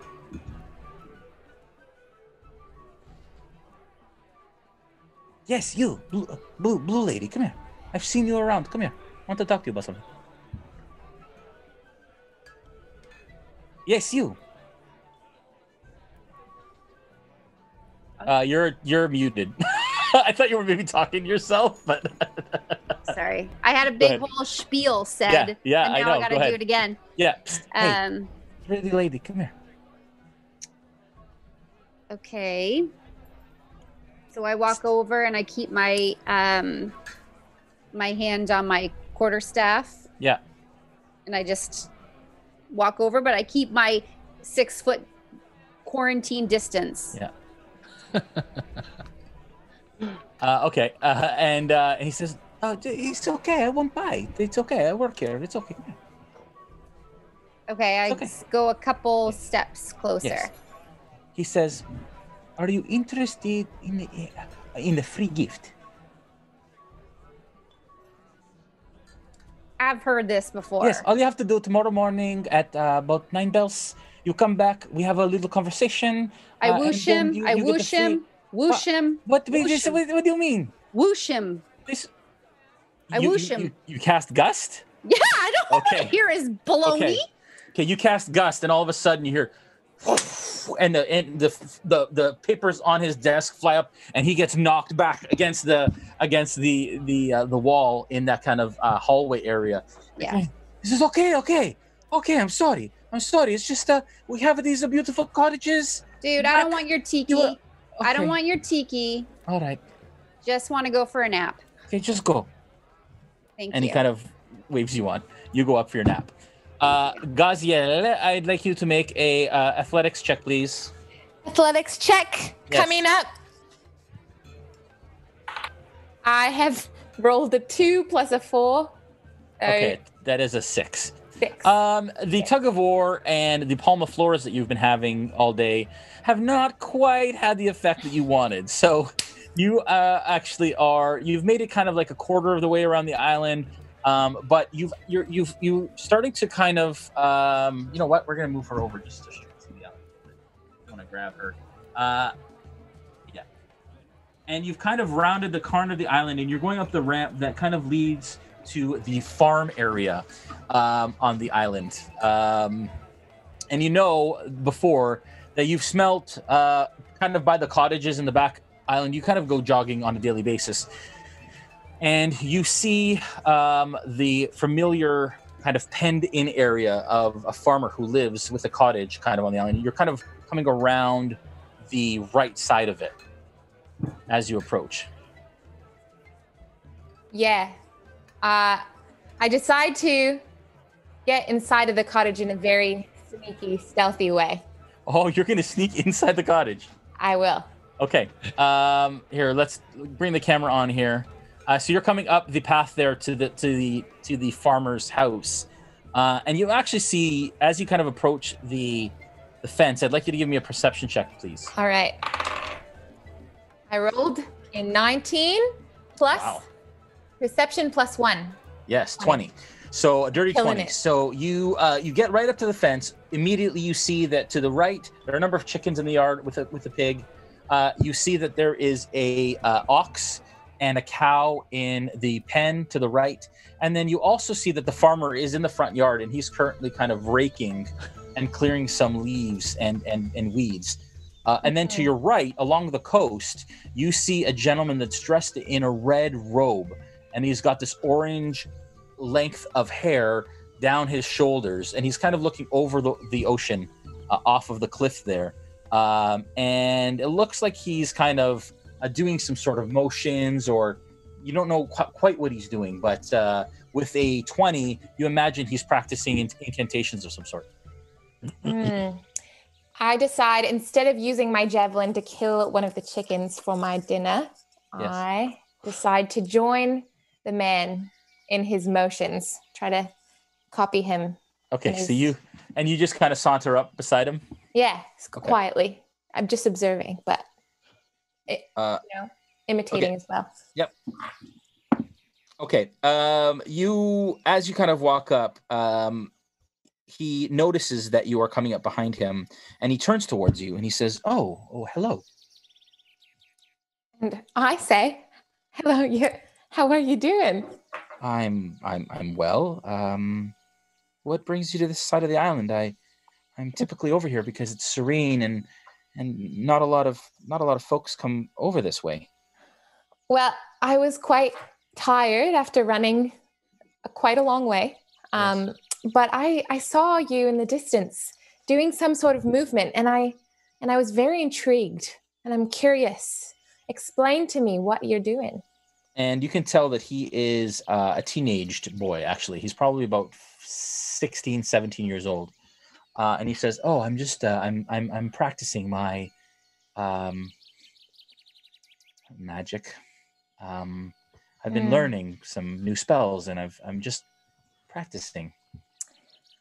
I want to ask, who is your master? Who teaches you these magic tricks of Give me yours? a persuasion check. Persuasion check. All right. I'm going to roll. Oh my goodness. I'm killing it. I got a 20. What? And you rolled another 20? Natural 20. Hold on. I have to add it. Guys, I kid you not. Hold on. What was it? A perception? Yeah. Plus No, 1. persuasion. Oh, persuasion? Which is much higher for you. Plus 4. Yeah, 24. He says, well, his name is Dresdel. He lives in Palma Flora, the village, and he's been teaching me since I was a boy. He is who teaches me.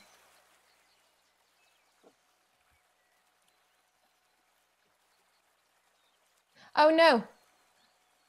Hello? Yes, I'm here. I froze quickly, but Oh, okay. I would like to ask him to take me to Dresdel himself. Well, Dresdel is busy during the day. He does not like to be disturbed. In fact, that's why I'm here. He likes to spend Zenith alone.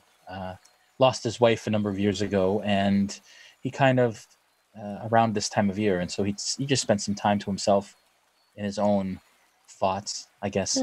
So I come down here to enjoy the festival while he takes his time. Well, I would ask, when is he available? I can wait. I'm not in a rush. I usually go back in a few days. In a few days. Yes.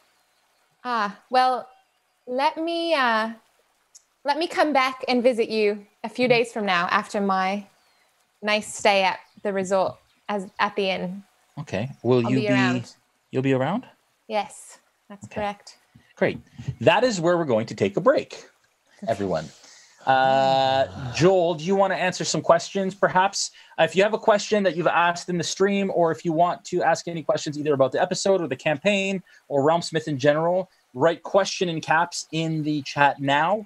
We haven't been watching for questions. Julian may have been a little bit, but maybe not tonight. We're short on moderators. But if you have any questions, ask them now, and Joel will be answering them for you folks. I'll be right back. I will do my absolute best to answer your questions. Am I muted? No, I'm good. I think I'm good. You're good. Okay, cool.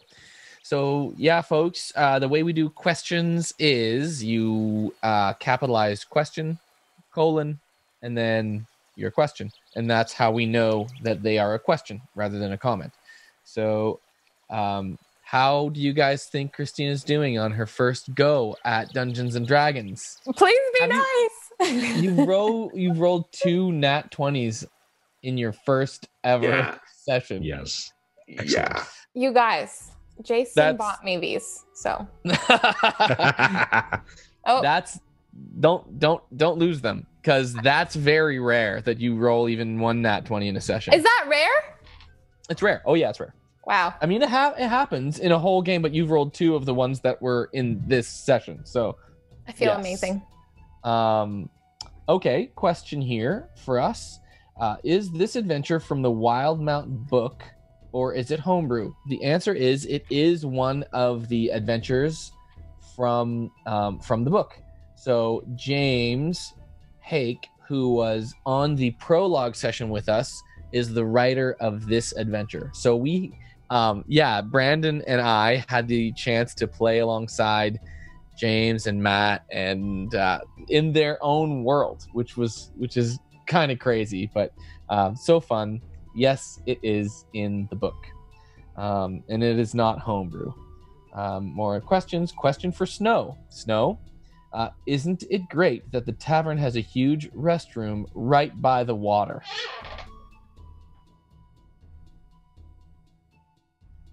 He's muted. He's muted? No, his microphone. No, I was. Yeah, my mic was muted. I have a habit of doing that. I suppose so. I'm assuming because that's what you do with the cat. You put their water bowl. It doesn't matter. I think that's. Is there a risk that the cat will use the beach as a litter box? Well, it's convenient. Oh, please don't use the beach. I sleep there. That's where we birth our children. Yeah, it's so true. It is. Just don't poop in our nursery. You just walk out and I'm kicking up sand and you're like, uh-oh. Okay, question. Great quality, guys. What do you use to make the template we see on the screen? Okay, this has been asked like 20 times in the last 2 weeks, so I'm going to answer it once and for all. We use magic. It's magic, and we cast a spell on the screen. Now, what happens is actually we have a number of different technologies happening. We are on a Zoom call right now. We have all of us are on a Zoom call. Then through the wonder of studio magic, we have another piece of software called Mimo Live that takes the pieces of the Zoom window, splits it up into segments on Mimo, and that's how we're using the split. That's where we place the different shots of different people. But on top of that is the design that Jason designed for our game for this session. So that's kind of, in a nutshell, kind of what we're doing. There's a studio that has the game set on a table in front of Jay, and then Josh and Julian are working there, and we are all in our homes, social distancing and self-isolating for the benefit of humanity. So yeah. You talk to the hand, Adam Mainse. Okay. How many classic bar songs do you have prepared to break out at a moment's notice, Joel? I actually do have a quite large repertoire of songs prepared for this particular campaign. I have been practicing one in particular that I'm waiting on the right opportunity to bring out as the Kancko folk song. It's the song of the creation story of the Kancko people. So Kancko feel the love tonight? Kancko, feel the love tonight. It is where we are. No, it's not that one. Although that is now also added to the list. Thank you, Adam. Mainse. Question. How much did Ricardo Montalban inspire Brandy for Snow? How much did he inspire you, my friend?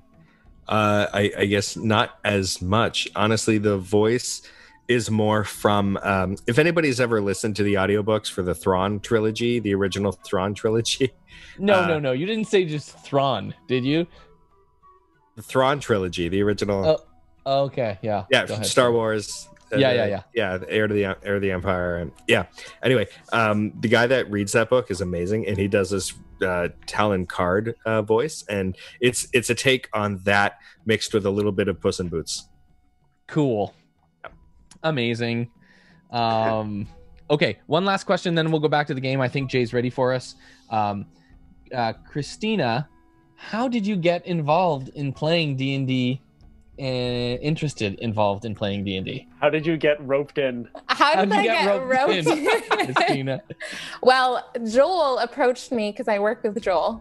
He approached me at work and said, "How would you feel about playing D&D?" And I said, Yeah. "I'm in. Let's do it." I knew nothing about D&D other than in Stranger Things, but here I am. Weren't you like, "Hey, doesn't PewDiePie stream as well?" Yeah. And then I was like, "Yeah, it's the same thing. I know PewDiePie. It's the same thing." So that's how I convinced her to join. And then this whole quarantine thing happened, and now I'm here in my bedroom. So yeah, exactly. So Joel, are there questions in D&D chat as well? I've been told that there are. I have not been looking at them. I've been only answering so far questions in ours. Do you want me to take some from the other one? Yeah, sure. I have a request, let me do that. Joel. Can you say? Oh yeah, you won't be able to see it now if you're not there already. Mayhaps. Yeah, very good. Okay. You know what? Because Warped Saint 1 said 100 bits if you say mayhaps. So there you go. Oh, yes, mayhaps. Julian actually can, from his side, ask some questions. Julian, who's producing for us. Everybody, yay, Julian! Yay! And Josh, our cameraman. Julian, you have a couple questions? Hello. Yes. Yes, we can.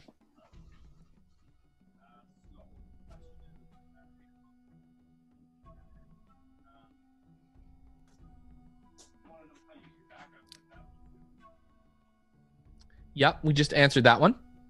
Oh, the actual background, the picture backgrounds.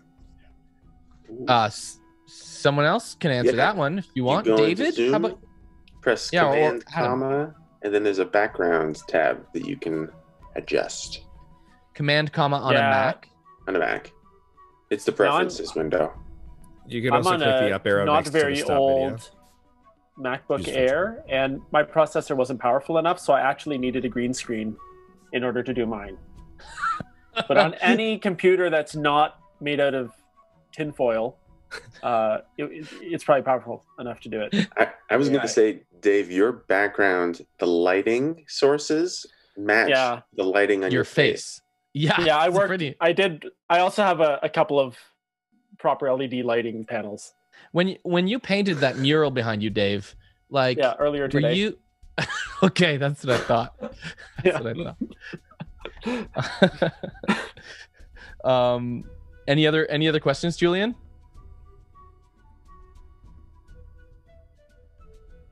Okay, sure. The other question is, did anyone's characters know each other before this session? So Plunkrawk and Snow knew each other, and it sounds like who else knew each other? So it sounds like Aella. Is it Aella? Melanie, is your character's name Aella? Yeah. Yes, Aella. Okay, Aella. Cool. So it sounds like Aella and Plunkrawk knew each other, but the other players or the other characters don't know each other, as far as we know so far. Correct. Yes.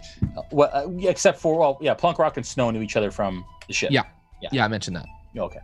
All right, let's jump back in, guys, because we're gonna go till 11:30, so not quite. Cool.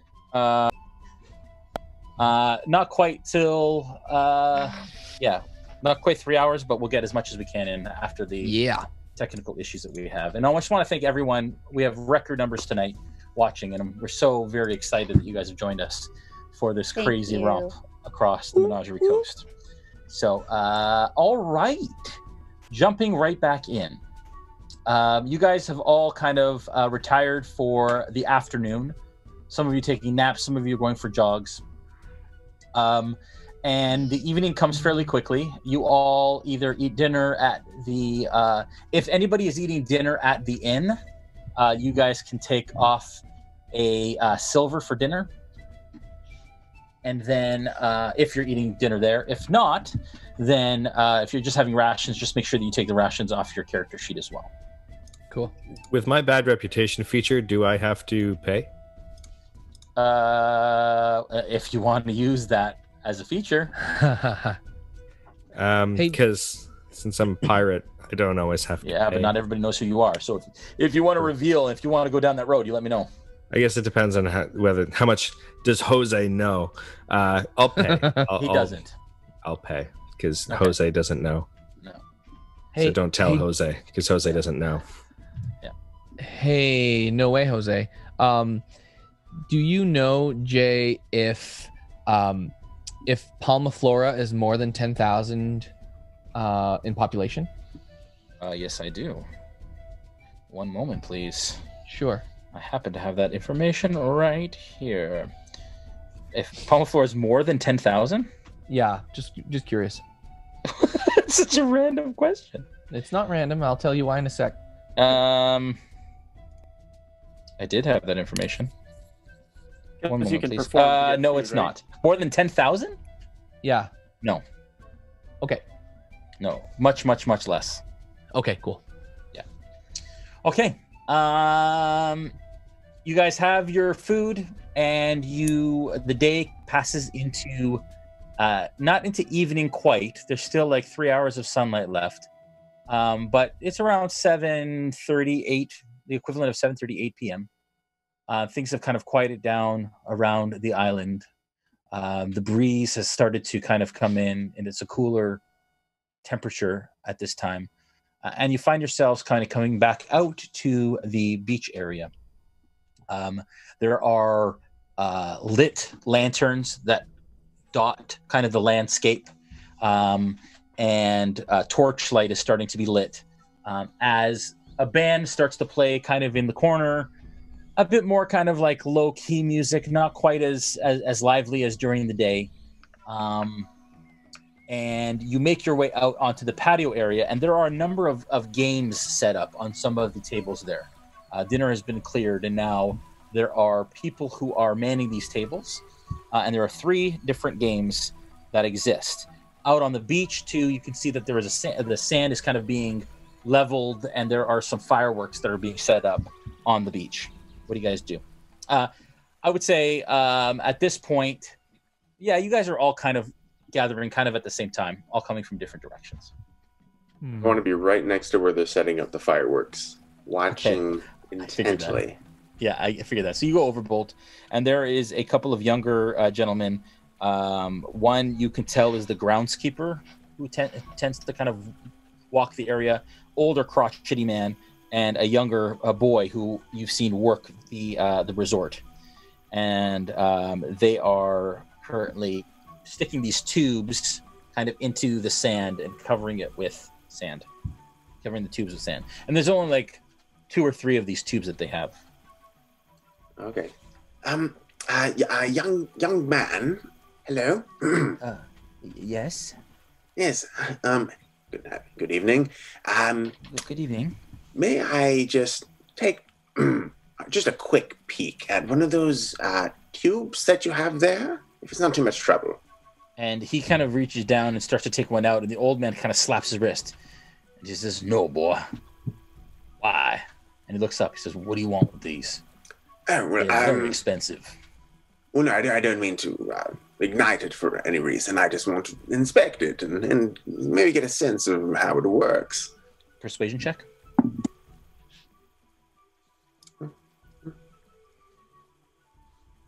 Persuasion 21. Ooh. He says, I typically wouldn't, but just a moment then, because we're about to start fireworks when it gets dark enough. Naturally, no. I wouldn't want to do anything to interrupt the festivities. This would be quite a spectacle if this is exactly what I think it is. Wow, amazing. Yeah, and he gives it to you. All right, I'm going to spend just a couple minutes just looking it over. Yeah, give me an investigation check. Investigation 25. Woo! It looks like a tube. It's got a little wick or a fuse on the bottom of it, and it looks like it's made of paper. And the tube, it's actually kind of like a wooden tube with like a paper top on it, parchment top. And you kind of shake it, and you smell the smell of black powder. What you imagine would be. How far am I from him, Jay? Do I see him? Are we in the same vicinity at all? Yeah, so you're kind of at the edge of the porch area of the deck, and he is out in the middle of the area there. Okay, so I'll Julian, can bring up the map there. Look at him. I'll kind of saunter over towards him, and point at him, and just into his mind, I'll say, Yes, I was looking for some nesting material myself. Could you get me some of that? Perhaps the paper and some of the leftovers. Once you've put it off. Do I know where this voice is coming from? Give me a perception check. Natural 1. No, you don't. In fact, you think it was the boy talking to you. What? Why in the world would you want to build a nest with this? I look over at his dad, just like, what? And he says, I don't know what you're talking about. I just laugh. I start rolling around on the ground, just laughing. Do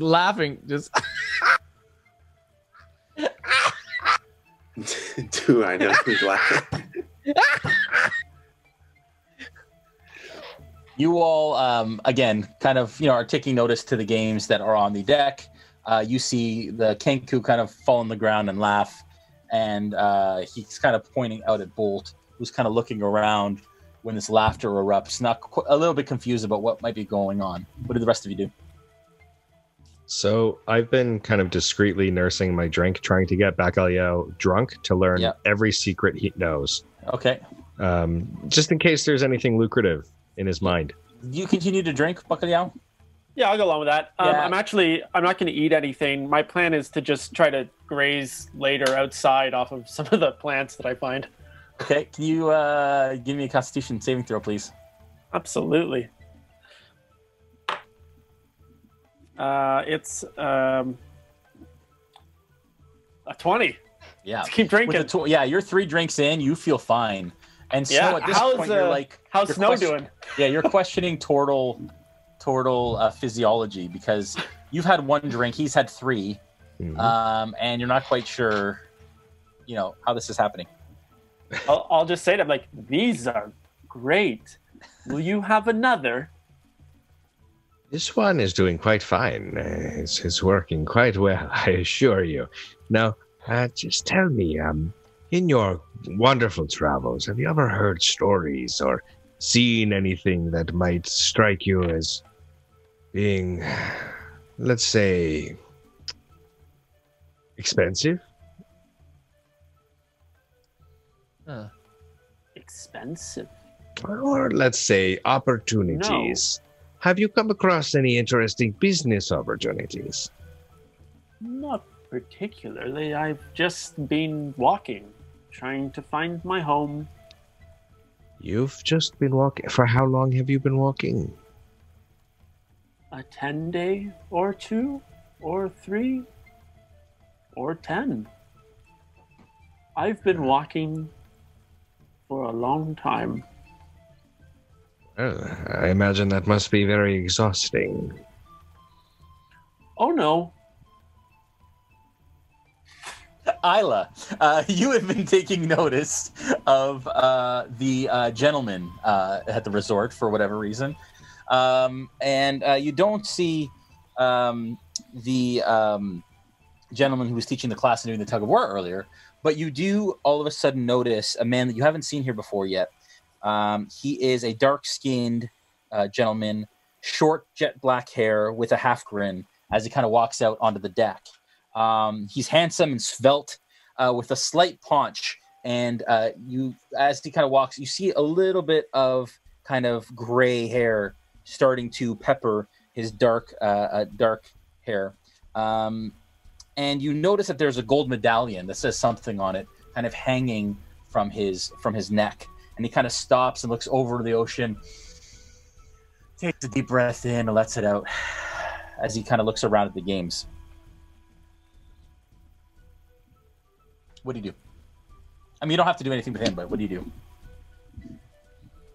Okay, well, he catches my eye, and I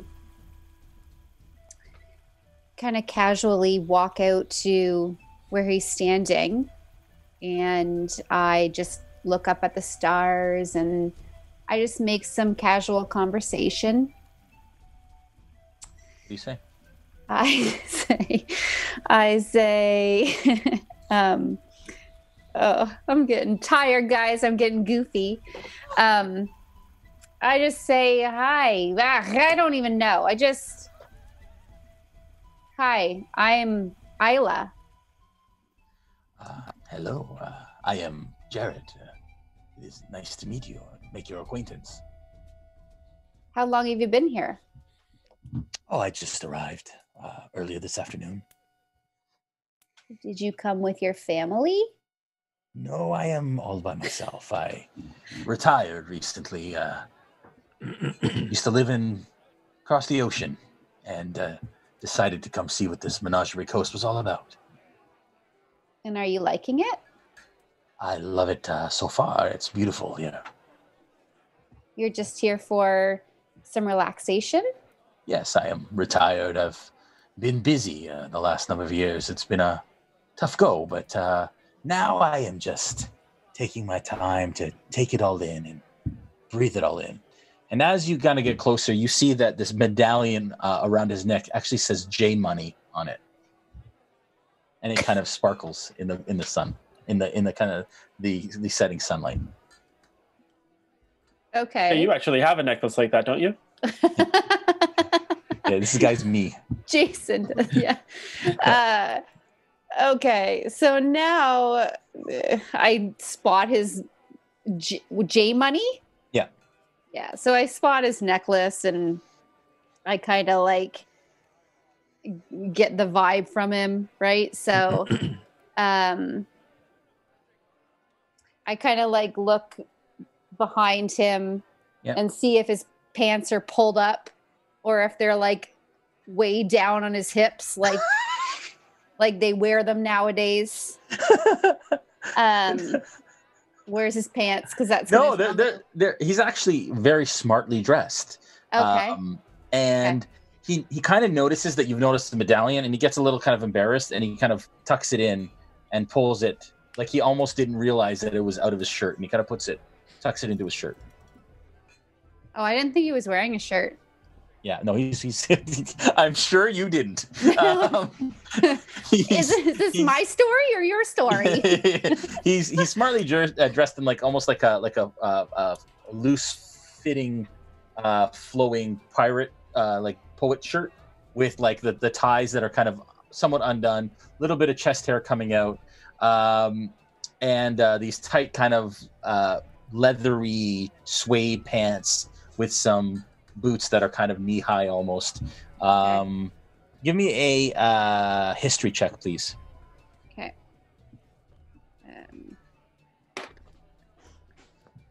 7 + 1, 8. Okay, so you've seen this type of dress before, and it's actually quite common on the Menagerie Coast. But you can't quite place exactly where from. All right, so... Sorry, what's his name? Jared. Jared. I see your neck. That is Jared. Jared. That's what I said. 2 T's. Jarrett. Yeah, Sorry, Jarrett. Jarrett. Yes. Jarrett. Yes. Tell me about that necklace. Oh, yes. It's lovely, isn't it? It came from an old trusted friend of mine. It was a gift. Was he a singer? Yes, actually, a very good one. Yes, he was very accomplished, famous. Some would say, gnomish fellow. Right. What was his name? Because it looks familiar. I think I might have seen him. Give me a persuasion check. 14 and 15. 15. With a 15.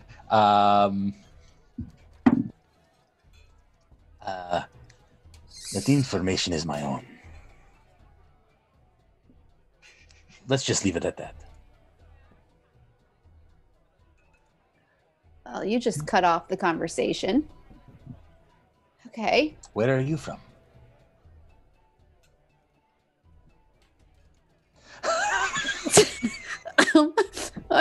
At this point, Gaziel, you kind of stroll up check my and notes. you see Aella kind of you see Aella sort of go red, blushes, and she's speaking to this gentleman who's kind of a tall, kind of good-looking older gentleman, smartly dressed.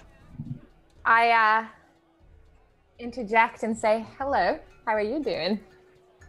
Because I'm quite intrigued as well. Yep. And I ask Aella how they know each other. Well, I just met Jarrett with 2 T's just now. He was just telling me about that beautiful necklace that he's wearing. A necklace? You don't say. Mm-hmm. What's on the necklace? This thing. Yes. He kind of pulls it out, kind of not embarrassed, but like somebody gave it to him and he wears it to honor them. And it's this kind of gold, flashy necklace that says J Money on it. Ah, very nice. May I And ask? kind of, you look a little closer, and in the O, there is what appears to be like a gnome kind of face with a hand like this in the middle of the O on the medallion. Wow. Why is there a gnome in the middle of your necklace? Oh, that is that is the person who gave it to me. Yes. And who would that person be? Give me a persuasion check. Okay. Persuasion check. 15. Okay. Plus. Okay. An old friend. I will say that. 4. He was a performer. He was accomplished back in Taldore, where I'm from. What kind of performance? He was, you might call it a bard. A bard. Yes. Interesting. But enough of that. I'm here to enjoy myself and not talk about pasts. New life. New things. New life, new things. Well, I'm just very intrigued, so don't mind me. Yes, I'm just where quite are a curious person. I'm from well, you know, if you're not going to reveal things to me, I'm not going to reveal things to you. But well, there it is. Well, what I will say is that I'm a person who loves people. That's the truth. Yes, well, I can see that. Yes. And you both have blue going on. Are you friends? We are now. Yeah. That's correct. We kicked some arse at the tug of war. Did you see that? No, I arrived after that, I believe. I did hear about it, though. Embarrassed some boys, did you? Pardon? You embarrassed some boys. Yes, we did. It's called girl power and strength. That's right. Training. Mm-hmm. Very good. Mm-hmm. Very good. I see. Mm-hmm. Bacalhau and Bolt. Let's do Bacalhau first. So you guys are still drinking at the bar, and people are starting to step up to these tables and they're starting to play. You guys notice that there are 3 different signs, one at each table. The first one says Avandra's favor on it. and you notice it's a dice game. The other one says Gambit of Ord, and it looks like it's a card game, and people are just starting to sit around. A couple chairs available still, but 3 people sit down, and there's a dealer. And then one says Quan a Drunzal, and it is a weird kind of a large kind of tabletop that they put on a table, and it's got kind of like a maze carved into it and built onto this table. And there are 5 little cages along the end that have little lizards in them, and the lizards are different colors.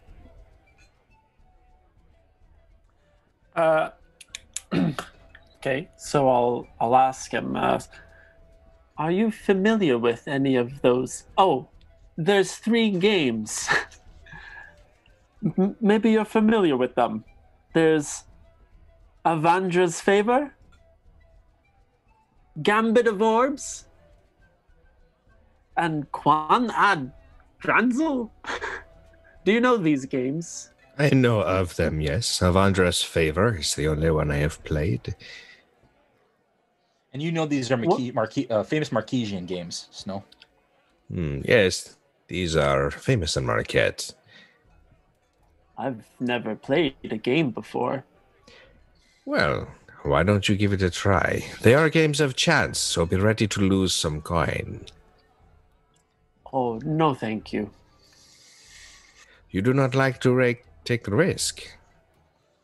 I live simply. I've had a lot taken from me, and I don't wish to lose more. Oh, Would you like to play?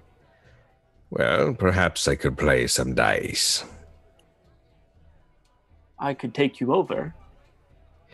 I'm going to call Jose. Yeah. And get one more drink. Okay. He pours another Palma Flora and pushes it across the bar to you. Yeah. And I'll take the drink and I'll lead Snow over towards the table to play. Okay. You guys go over to the table, and there's an older lady there who seems to be the person who's kind of overseeing it. She says, yes, step right up. Avandra's Favor. Have you played this before? I have, yes. All right. Here are the dice. Roll these, please. And you are going to make a bet. You want to equal a 7 or a 12. It's 5 silver buy-in. 5 silver. That is steep, don't you think? Oh, well, no. That is cheap, actually. It's typically much more than that. Well, you see, my new friend over here, he has never played games of chance before. I would hate for him to see me lose right off the bat. Perhaps we could try for something a little bit less? Give me a persuasion check. And I'll tell the dealer, I've never played any games. She looks at you sad. Oh, you sad boy. My persuasion is a 9. Okay. She says,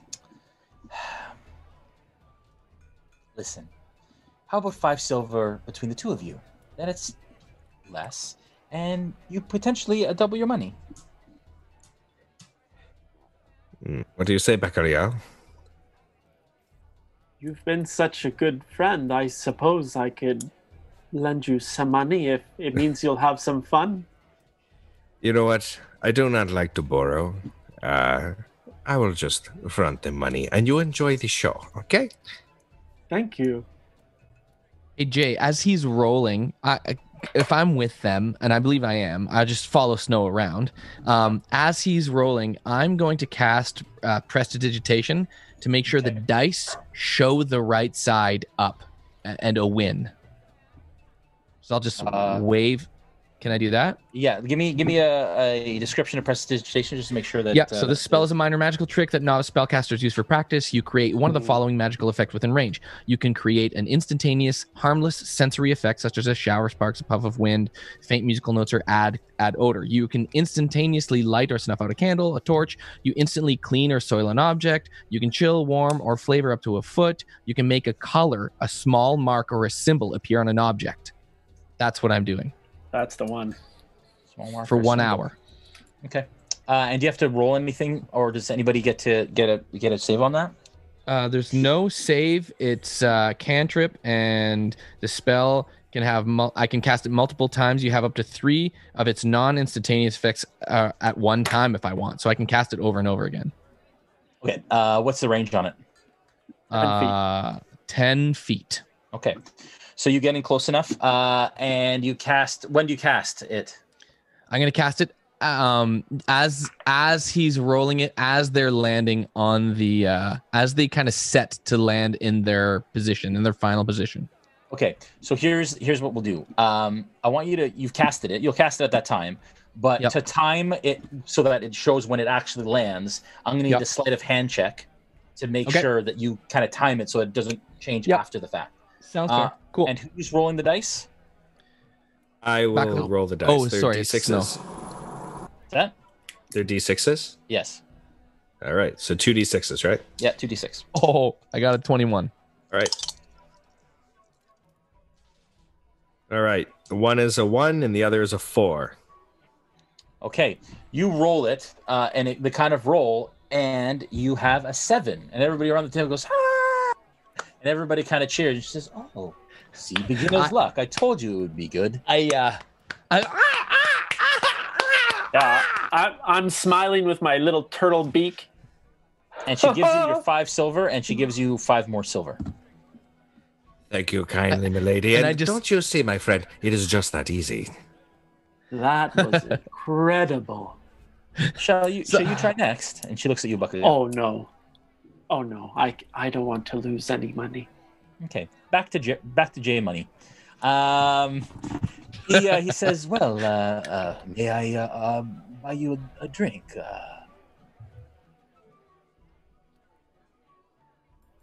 Who's he talking to? He's talking to Aella and Gaziel. Jared has just offered to buy you a drink. I'm good for the night. I don't know about you buying me a drink. I'll take hers. Oh, sure. Okay. Fair enough.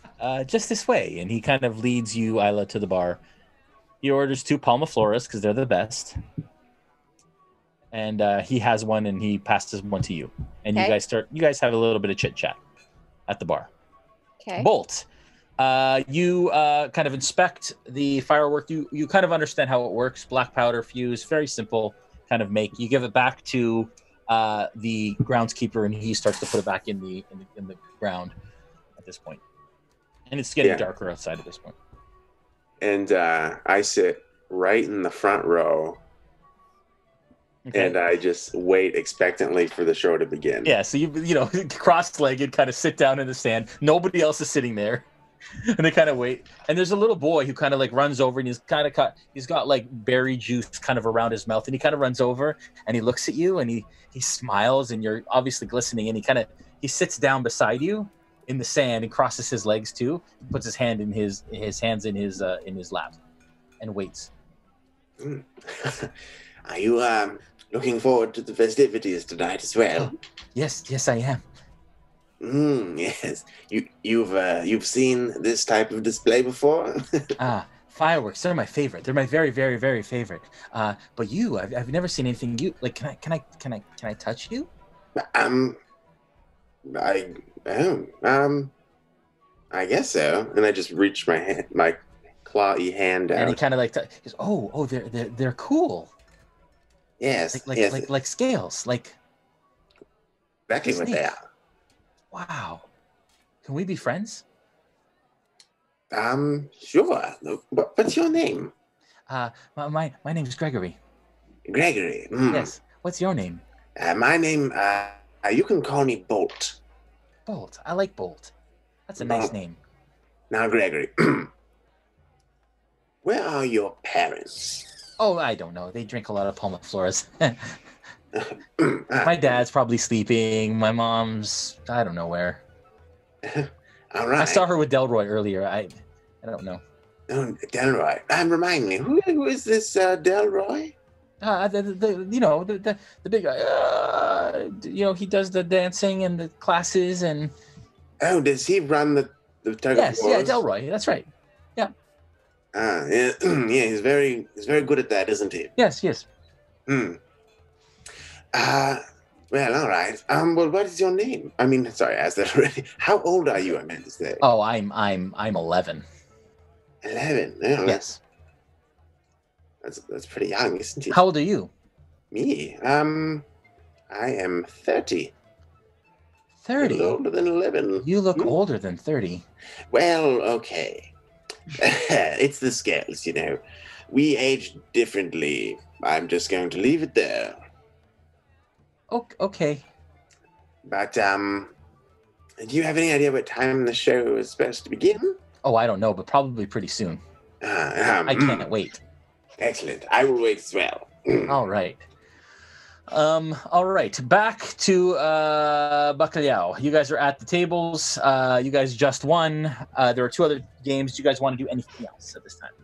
Bacalhau, you know, they have wonderful, wonderful fireworks shows. Have you ever seen fireworks before? No. Have you? No, neither have I, but they sound amazing. Why don't we go and take a look? Would you join us, Plunkrawk? We could all listen together. Indeed. Okay. Why don't you watch? I will listen for all 3 of us. Hey? Sounds good. So you guys head over to the firework circle kind of thing? Yeah. Okay. As we walk, stand? Yeah. I will ask him, what happened to your eyes, Snow? Well, I was born this way. They say it was a freak accident in the womb.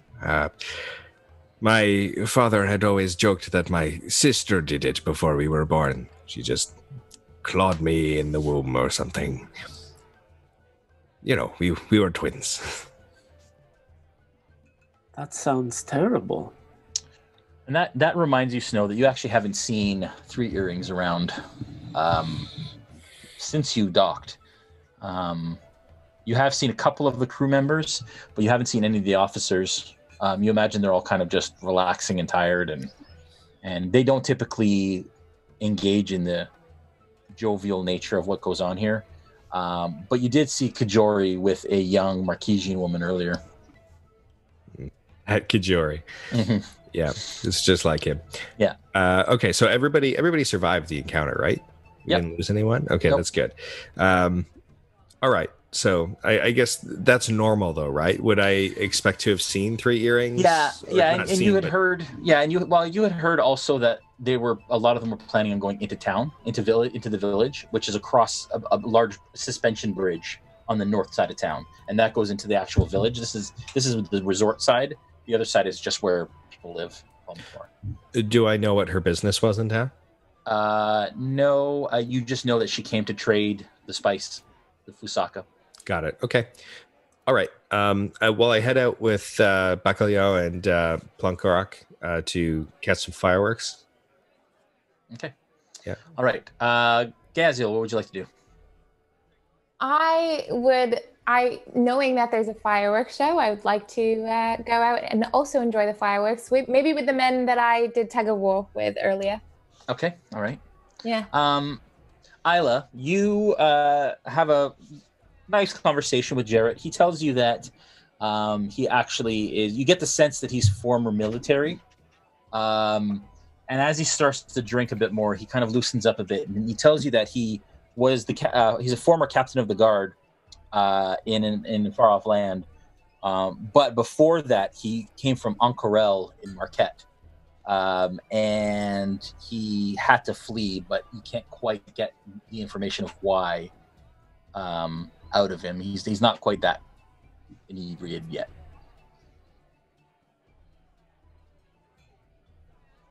Okay. Hey, Jarrett, with 2 T's, do you want to go out to the sand and go watch the fireworks? There's like a whole festivity thing happening. Do you want to come and hang out with me a little bit longer and watch the fireworks? Yes, that sounds nice. Okay. And then we just go out into the sand. All right, you guys go out in the sand. You all gather around, and the groundskeeper says, all right, everybody ready? Mm-hmm. This is the best yet we've had this year. Mm-hmm. And he kind of says, everybody stay back, and he makes sure that the kids are far away. His little kind of helper kind of walks off, and he takes out flint and steel and sets the fuse and goes in the air, and like this little like very little, very low. Everybody kind of squints to see it, and he goes, wow, amazing, isn't it? I'm blown away. Yeah, I've never seen that before. I describe it in the utmost detail to Snow beside me. This little. Thank you, my friend. I'm always grateful for such wonderful descriptions. That was incredible. Excuse me. Yeah. Yes. In the middle of a show here. Do you mind? He show. Lights the next. He lights the next fuse.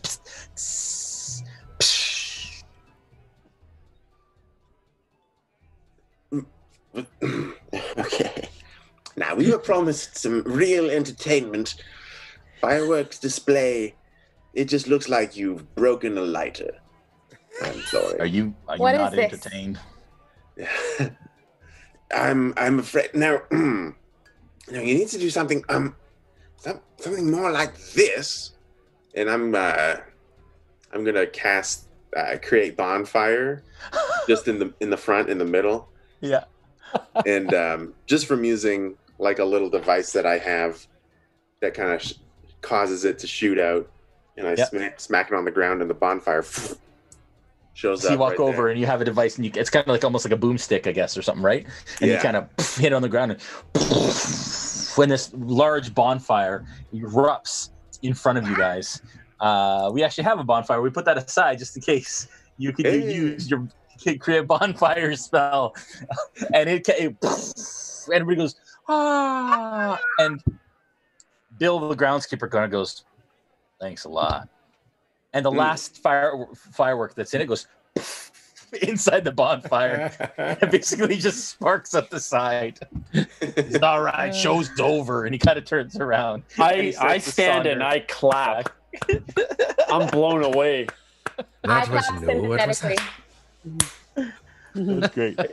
It's good. Again, describing everything to Snow of the fire and the little fizzle at the end. Yeah, that's great.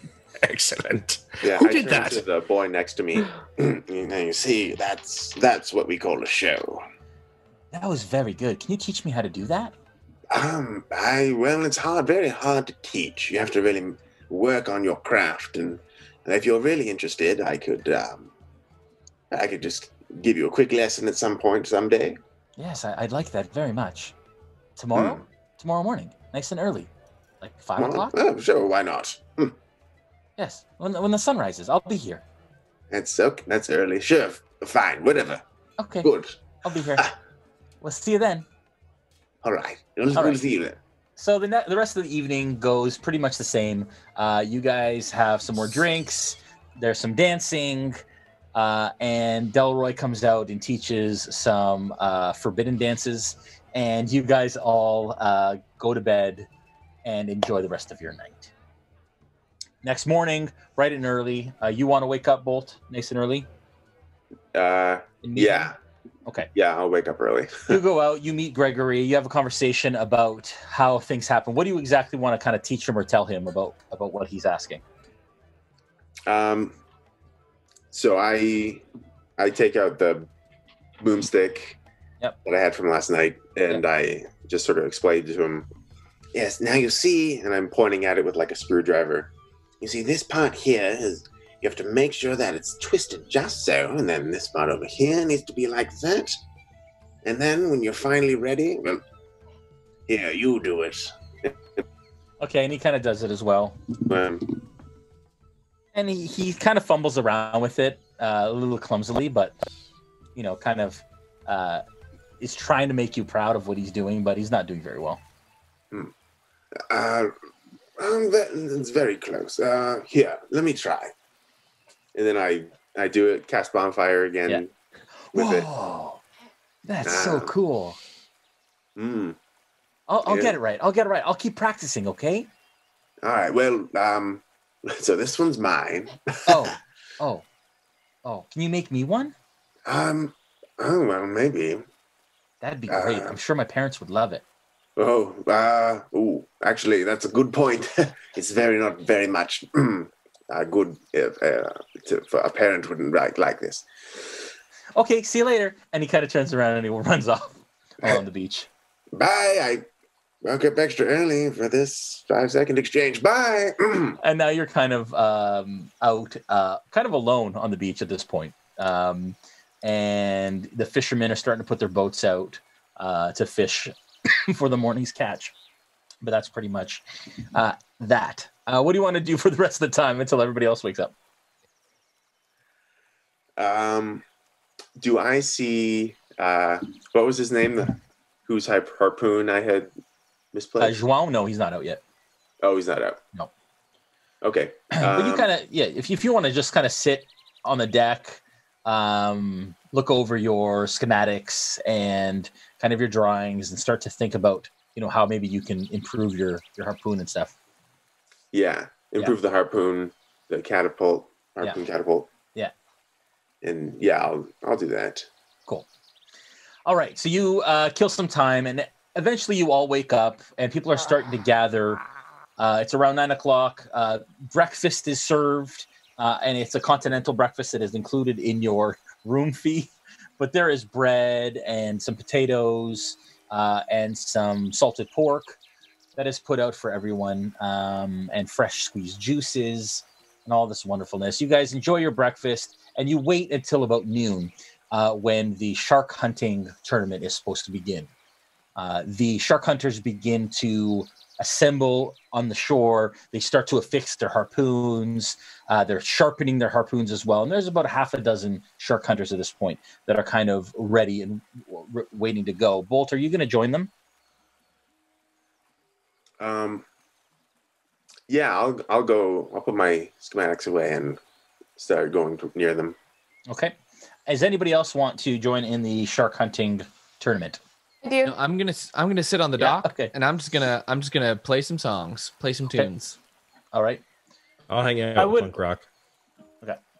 Yeah, the night before I would have slept outside somewhere. I want to go like 10 feet into the woods and just be in my shell. So in the morning I'll look for Snow and kind of go and sit with them.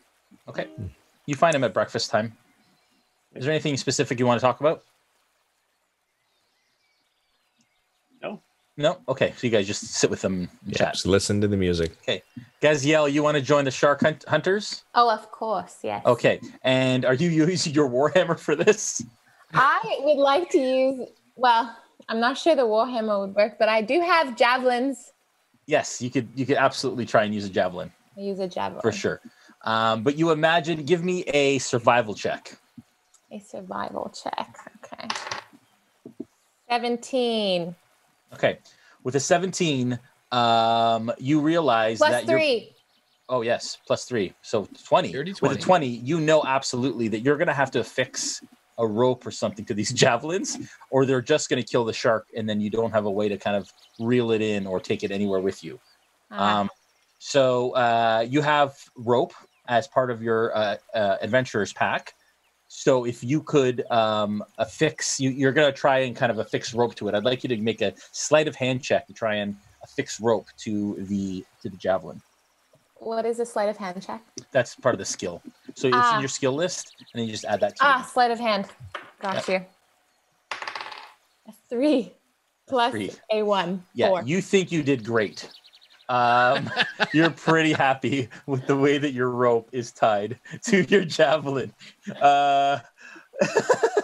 That's great. Yeah, you do this. You tie it up. You go woo, and then your javelin flies off, and a couple of the vacationers kind of duck as the javelin flies over their head and embeds in the sand, not far from them.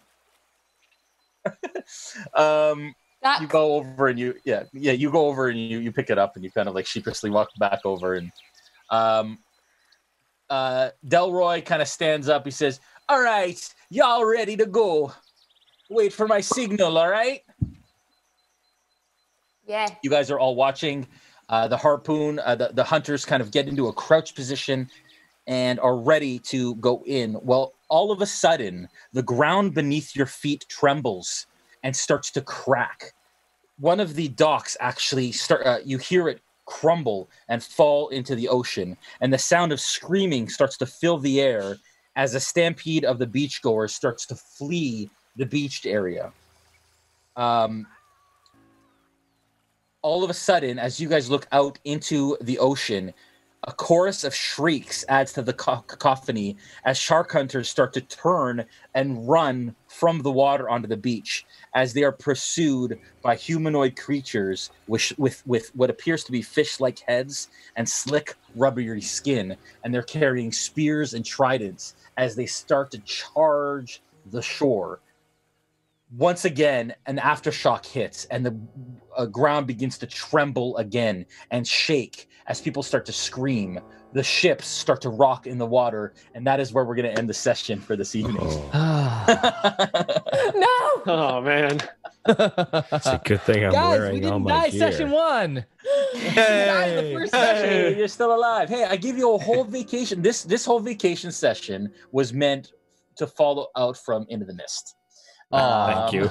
Just so you could get a little Thanks, bit of wonderful kind of downtime, sip some drinks, do some dancing before the craziness begins.